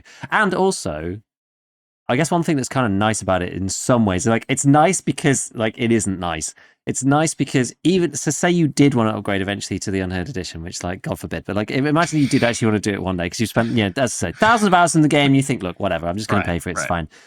You're not doubling up on anything. Like if you paid for Yeah, that's PVE true. already, you're like, I don't really want to like. If I paid for PVE, And then you think like, will I get unheard at some point? It's just like, well, you get PV as part of unheard. It's like, it's like annoying, you know? Whereas like you don't get arena with unheard, which is kind of weird, but it means that you can safely buy arena, given it's kind of like the meta option for progression in the game right now, and not be too worried about it because you know that the other editions don't have it anyway. So it's kind of all right. Guess there is that to it. It's that small silver lining. What a bizarre old world this is. Sorry, hang on 1 second. Yeah, we did the sales pitch, Nikita. Yeah. Hang on, I gotta take this call. Yeah. Yeah, they're gonna buy. Okay. Yeah, I gotta go. I'm on the podcast. All right, go. Sorry about that. Anyways. Is that use the code True Believers at the checkout? Promo code True Believers for an extra 1% off. Okay, what else are we talking about on this cast? I'm so distracted and derailed by the prices of these things. Anyway, so I think that might be it for Tarkov. I think we're done on Tarkov stuff. I think that was the last part. Unless there was anything else in the list. Had I written anything else down? I don't really think so. No, I don't think so. Everything. Yeah, I think that's it. So yeah, I'm just gonna keep going on with the experiment. I think for the time being, seeing if Arena like suddenly breaks the game for no reason or whatever, and progressing up, we'll see. God, code chat's just going hilarious. Code at the checkout gets you an extra CMS. Oh man. Okay, so Tarkov tangential games. We have GrayZone Warefare roadmap that's just been released. Now, I will admit that I didn't listen to the live stream, so I have picked up the information based around some other people's reviews, reading some stuff online, etc., etc., etc. But the long and the short of it, so I need to find what I'm most interested in is what's actually coming up with the next ones. So the roadmap is like very extensive for GrayZone, and let's just address the elephant in the room here, right? Like if you go on the Reddit, it's like a bonfire of just. Well, I would even go so far as to call it a dumpster fire of like a community over there because there really haven't been any updates to the game. Yeah, like not really, and so people are just like quite mad about that and just saying like there's no viewership on Twitch, like the player base is like the game's dead, blah blah blah. Like every other post is somebody complaining, which is it's Reddit, so like you got to take that with a pinch of salt. So I'm interested to see what happens with this next one because as I said, I didn't listen to the thing, and maybe I'll listen to it and talk a bit more about it next week. But just like they put a whole bunch of stuff out. I did actually. There's the graphic of it on there. I'd link to it. There you go. In here, and so it goes all the way through to like spring 2026. Wow. Which is insane. That's a very extensive roadmap. So in a couple of weeks, we're going to be getting this Night Ops one. BSG roadmap's only go out for 3 months. The runway is very short on the BSG roadmaps. I had to get a job in. All right. Yeah. So the next one is patch for 0.2, which is Night Ops. Now. Oh yeah, I did see this. Now it's obviously that's cool, right? But I'm not going to come back and play GrayZone because of like nighttime being in the game. Let's be honest. I'm just not. And so it's just I don't know. Like I need to listen actually fully to the interview, I think, because I watched Geeks' video on it, and he said in the next update apparently they're including like new environmental points in the game to fill in the map a bit more.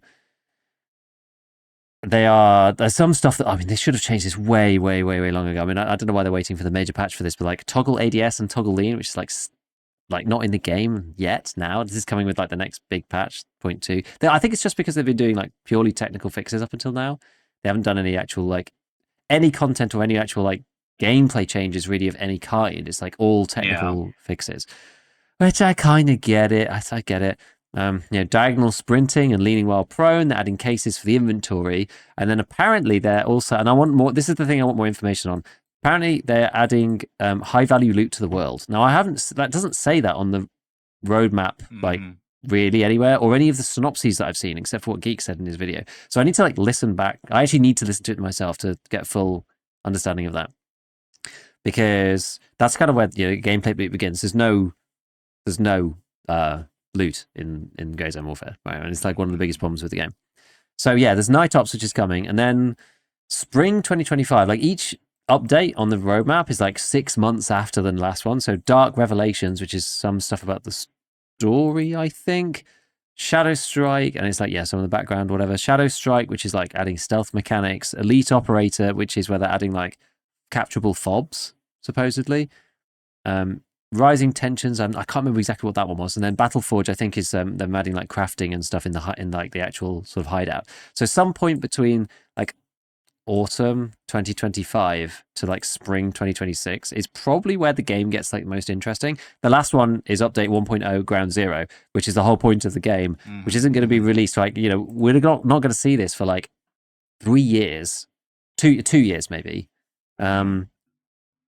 So I don't know. Like it just seems like it's going to be very slow going, which I think we knew at this point after sort of seeing the first sort of couple of months, seeing how that's gone.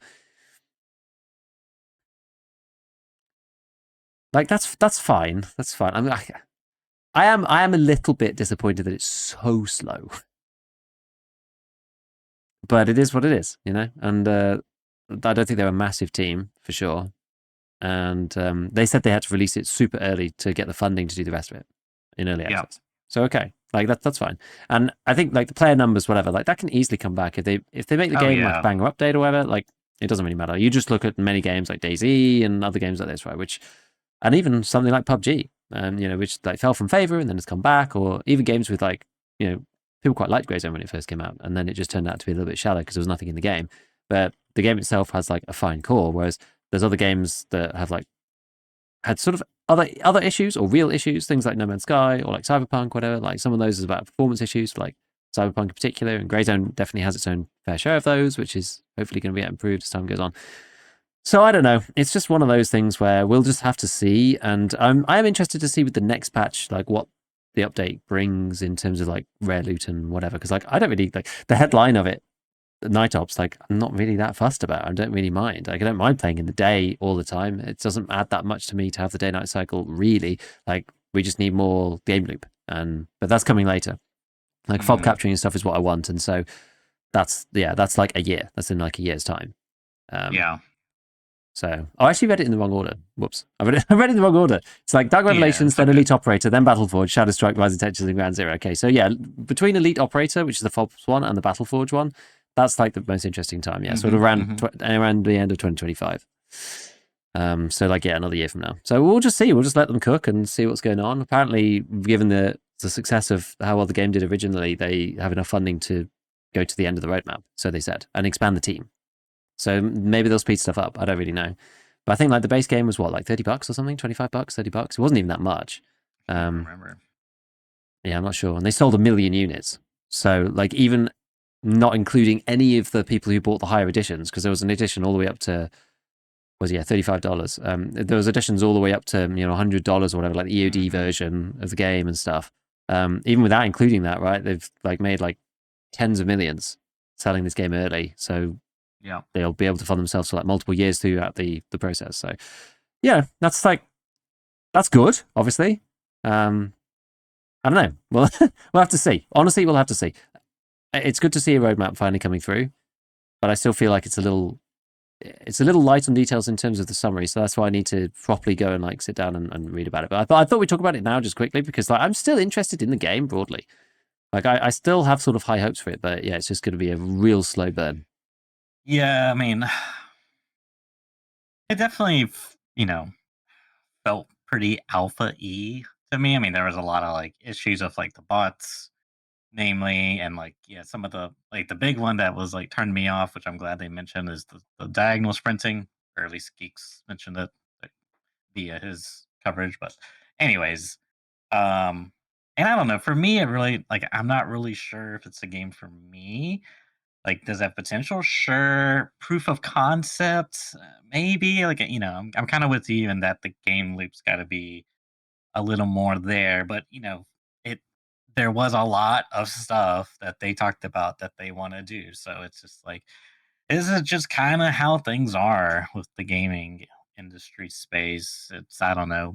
indie-ish territory. You're not quite big enough for AAA funding, and even those, like, they half of them don't even make it out of development. They just get canceled. Hmm. It's like, sorry. Yeah. or, but yeah, I mean, we'll see. I'm kind of with you. I think Elite Operator, like fall 2025, spring 2026, that kind of time zone. Have my eye on it, but I mean, I just don't know if people. Uh, and people are going to complain, but it just is what it is. It's just how these things are. Unfortunately, they take Yeah. time. Yeah. Especially if you're a small team and you're working, like, because they're working on pretty, Yeah. like, big project, right? These open world things are just like, they're just hard. They're just hard to get right. Yeah, Geeks talked more about like them balancing helicopters and like making them faster and like less time Mhm. waiting and like having them spawn close to the base rather than being like spawning in off screen because it's kind of unnecessary. Like it seemed like a good. It's like some stuff happens in EFT, right? It's like, oh, this thing seemed like a good idea, and then you play it out and it's like once you've played like 20 missions, you're just like actually kind of fed up with the heli now. Like I'm kind of done with it. You Yeah. know, it's would be fine as a cutscene, one time, and then like now it's just a loading screen in a different format. Yeah. So yeah, Which I we'll, mean, we'll see. given the choice, I probably would take the more immersive one.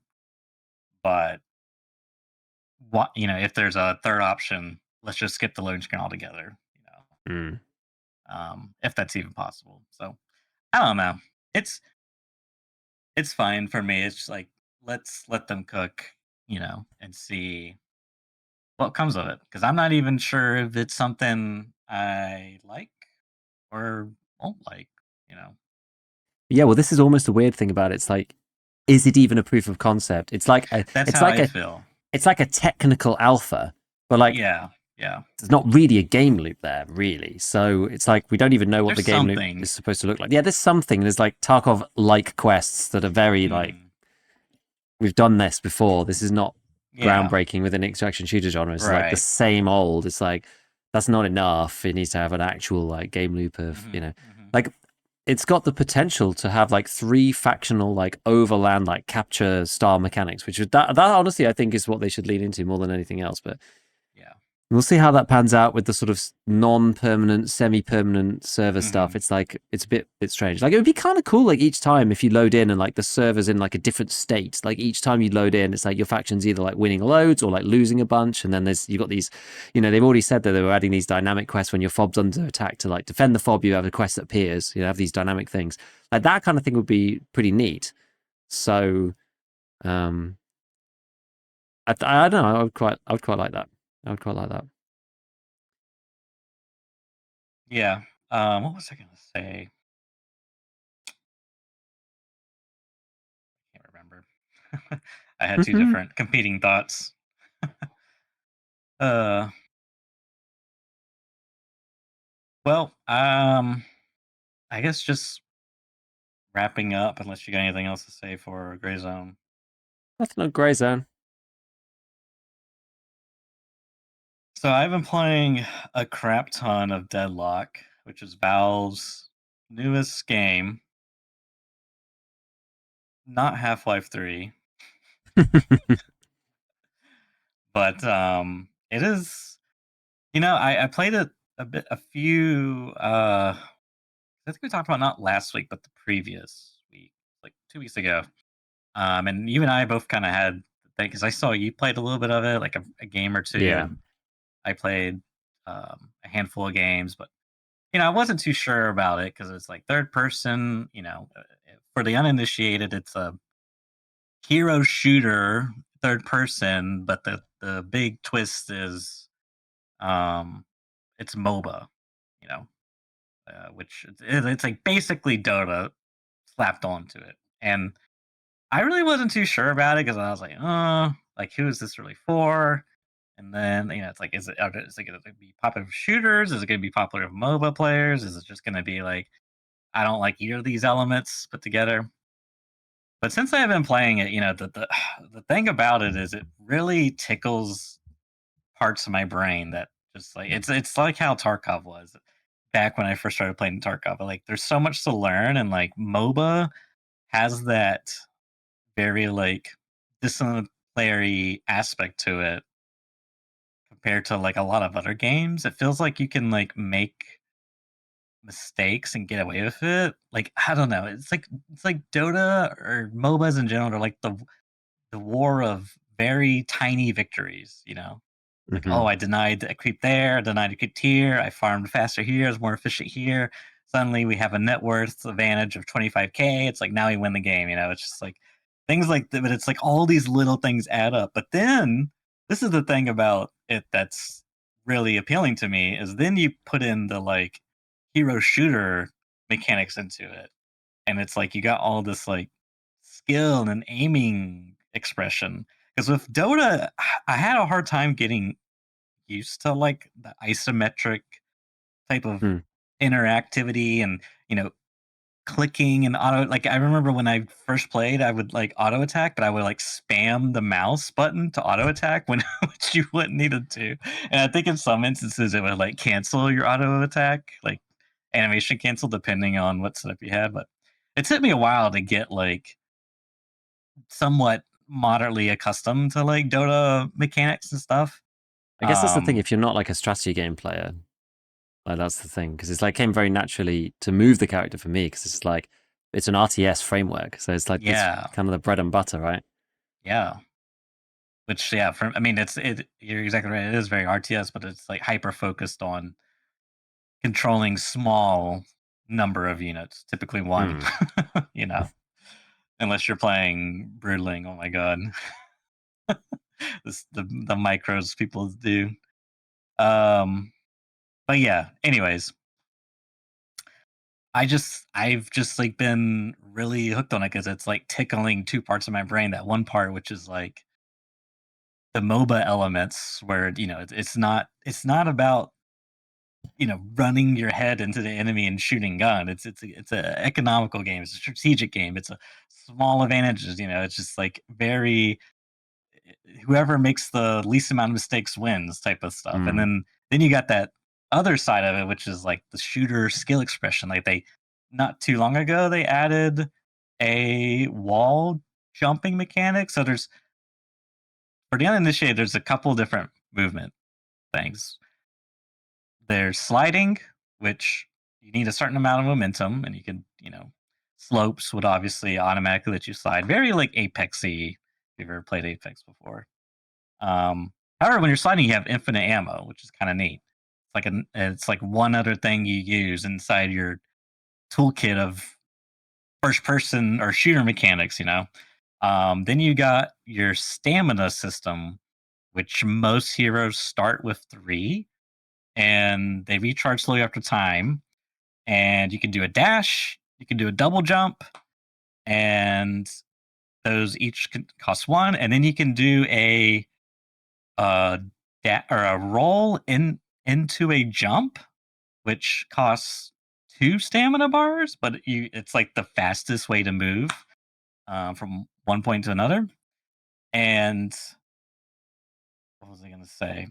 Oh, and then you got wall bouncing or like wall jumping, which is something they added recently, which doesn't cost any stamina, but you have to like once your character collides with the wall, and you have to have you can't just be like sliding up against the wall. You gotta actually have some momentum, like hitting the wall. Then you have to hit the opposite direction, so the opposite key, and then hit space again. You'll do like a little wall bounce, which is stamina free. So there's like you could take all these things plus Hmm. all your abilities, your items that have actives. It's just like so much going on, and like the interconnectivity between MOBA and shooting mechanics coming together.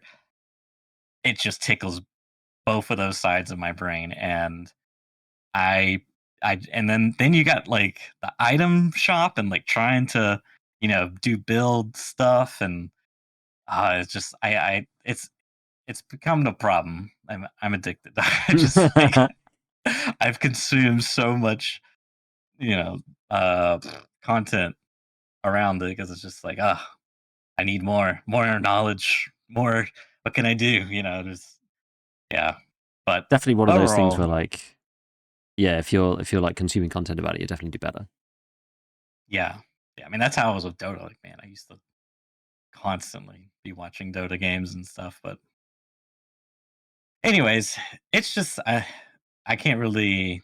That's the best I can explain it. Just like it's hitting both of those things for me because I liked Dota, even though it took me some time to like get more comfortable with the format. Even when I was like uncomfortable, I was like, okay, this I can see what's going on here. And then as you learn stuff, I think that's the other side too. It's just like seeing yourself improve. Mm. Something very like satisfying about it. And it's like closed alpha.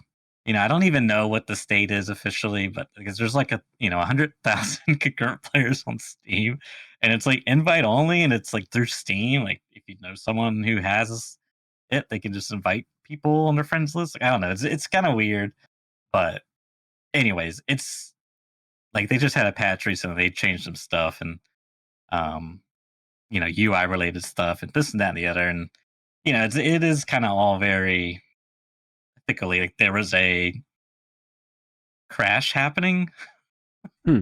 with this latest update. They had to like hot fix it, but it's like it's a closed alpha. Like the game's not supposed to be released, and it's weird because you have like, but they're like treating it like I just don't know. It's weird because you have like hidden MMR, and now they just introduced a reporting system like Dota's, where you can like report people, and there's low priority queue, and it's just like it's just so weird that it's like this weird closed thing that's not official and alpha, but it's like basically has all the perks. It's like Dota 2 replay system. You can watch spectate matches. Like it's just weird. I don't know. I guess this is the strange thing about a game like this because it's kind of combining like lots of other games that have already been made, and it's a lot of these systems Valve just has to use off the Yeah, shelf. that's They've done it true. before, so it's like they're not like building this stuff from scratch per se, and they're kind of like Mhm. amalgamating lots of other technologies that they already have to just be like, oh, we already know how to do replay system, report system, priority queues, MMR, matchmaking, whatever. We'll just like throw all that in, and then okay, this is a different game. So we're like building the game. All of that stuff just kind of comes quality of life, part and Mhm. parcel of being a Valve game, which is like actually nice. It's like really nice. It's good. Yeah, I've only played a handful of games. I've like maybe played like 4 or 5 total. I Mhm. think no, maybe more than that. Maybe sub 10. Yeah, but maybe in like the 8, 9 region. But it's like yeah, it's definitely interesting. Like I think you do. I think the issue for me is that like yeah, if you do really want to get into it, you kind of have to like spend that time to go and like learn and use the resources. Go on Yeah. YouTube, like watch what people are doing, like figure out, especially when there's patches and changes, like what to do. And it could be really cool to get into it from the ground in that way because yeah, starting from scratch is like everyone's kind of in the same boat, and you're sort of part of the. You say, "Oh, so this person's figured out this tech or this strat or whatever it is." What's Mhm. really funny is that like these, I didn't realize they added all this stuff because I'm not like following it day to day per se. Mhm. But it's Mhm. interesting they've added these like movement tech things, which like reminded me of you talking about like guns online and stuff, which is like yeah, Yeah. like your original kind of thing, have like wall jumps or whatever, like those kind of that kind of like tech within movement is like we talked about it like previously. It's like your childhood kind of like memories of playing like online shooters or whatever, which is like kind of funny that it's like come back full circle through Dota back to this game, which has got all of the Dota mechanics and then like some of that elements of gameplay too. So like kind Yeah. of neat. God, Guns was a wild game. Butterfly style, Korean style. Hmm. Oh god, that game was wild. Anyways, let me not go on a Yeah. Guns rant. So yeah, So it's I'm cool. enjoying it. It's a just very satisfying to that whole like thing of taking a new game and a challenge and like progressing on your own like personal accomplishments. Like Mm. I don't know, satisfying. It's nice to like start from just not knowing what is going on. Like even now in the shop now at the minute, I'm just like, I don't even know what I'm supposed to be doing. It's just like there's so many items. I don't even get a It's chance so to read them. overwhelming. Like it's so overwhelming, especially with when you don't know what all the heroes do as well. It's just Yeah. like, this is crazy. So there's like a certain amount of learning curve that you have to just kind of push through to get to where you want to be. Yeah, me and my friend, we've kind of gone back to playing some Dota actually after the LAN that I had, which is quite nice. We're like playing a bit more just in the evenings, the odd game. We started playing more Dota Turbo, which is quite funny. Have you ever played Dota Turbo? Yes. Yeah, it's pretty. It's pretty good because it's well, it's supposed to be shorter. We managed to have like a 45-minute game the other day. We were like, oh my god. Mhm. But yeah, I don't know. That's the thing. It's like we're more likely to just kick back and play Dota, I think, than Yeah. Yeah. get into this. Like, I'm probably the most likely to want to like look into all the strats and do all the other stuff. Whereas like even I'm a bit like reticent to do so. Oh, So I think like 100%. I think that's the barrier that they've got. It's like quite hard to get people out of these other games that you've got many hundred, like tens of thousands, or yeah, many thousands of hours in. I think I'm just about to come up on my 2000th hour of Dota 2 pretty soon, which is not even that much. Like I'm probably fourth on the list within my friends group Hmm. because I started later and I didn't play that much. And I know you've got a lot. I know you've probably got twice as much as me. I'm ashamed of my Yeah, numbers. it's great. Yeah, it's pretty nuts. But like 2,000 hours nowadays is just kind of like, oh yeah, you're vaguely interested in that game. Yeah, Hmm. 2,000 hours is kind of like whatever. Whereas in reality, what does that even mean in the real world? No one even knows anymore. It's like 83 solid days playing the video game. Like that's a lot. Hmm. That's a lot of time spent playing the video game. Not 365 days though, Giga. It Remember. isn't. It isn't. It's only a quarter of a year. Yeah. Uh, Yep. So yeah. didn't even go pro. Still stuck at 4K MMR. Uh, Yeah, the game's like that. So yeah, I mean, see how it goes over the next like couple of weeks or whatever. See if you're still addicted to the deadlock and see where the game might go from here. Like it does seem that it's got enough depth that if you did want to get into it, you easily could. yeah, yeah. I definitely want to try to um, moderate myself a bit more because I can feel myself slipping into that. That I don't even know. It's just like you get obsessed about a thing. Mm-hmm. Um, which speaking of which, I did take a look at one of my other projects, which was this will be the last thing it will close. Was modding SPT, and I Oh yeah. found it's technically not a mod, but it's on the SPT modding hub, and it's a trader assort GUI, graphical user interface. So basically, it allows it simplifies modifying JSON files Right. and specifically traders and their stock. Well, the prices or barters of the things they sell. And it's like because otherwise doing it like through text files is kind of annoying because you have to Mm. change like the price is in its own section and then the actual stock is in its own section, but everything's not listed like, you know, this is the prepper trader. No, it's like a string of 32 characters. And then it's like once you open find prepper, find his listing of offerings, and it's like everything's string of numbers for each item. But I do have a tool that through Visual Code Studio it converts that to it tells you what it is if you hover over it, but it's just not very efficient because then it's like, oh, I got to go here see Mm-hmm. what's on there, and then now I got to go to the prices. But anyways, I was using that GUI that I mentioned, and it was actually pretty decent for what it was accomplishing. Like it made it a lot faster, and I was like going through like some of the things I did was like on Skier One, because that was just the one I had opened up. He sells a Mossberg shotgun, like a shotgun 870 Mossberg, whatever. Very standard, but it's like 30, if I remember correctly, 33,000 rubles, which you could buy like the VPO 209 for like 29,000 Mm. rubles.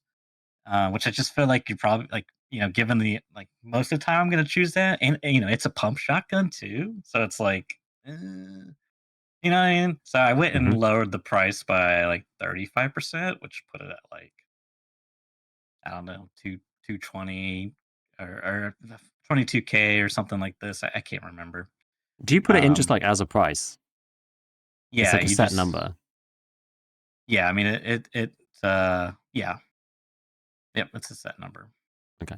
I mean, you probably would want to change the handbook price as well to reflect that percentage change, but I'm not really worrying about that right now.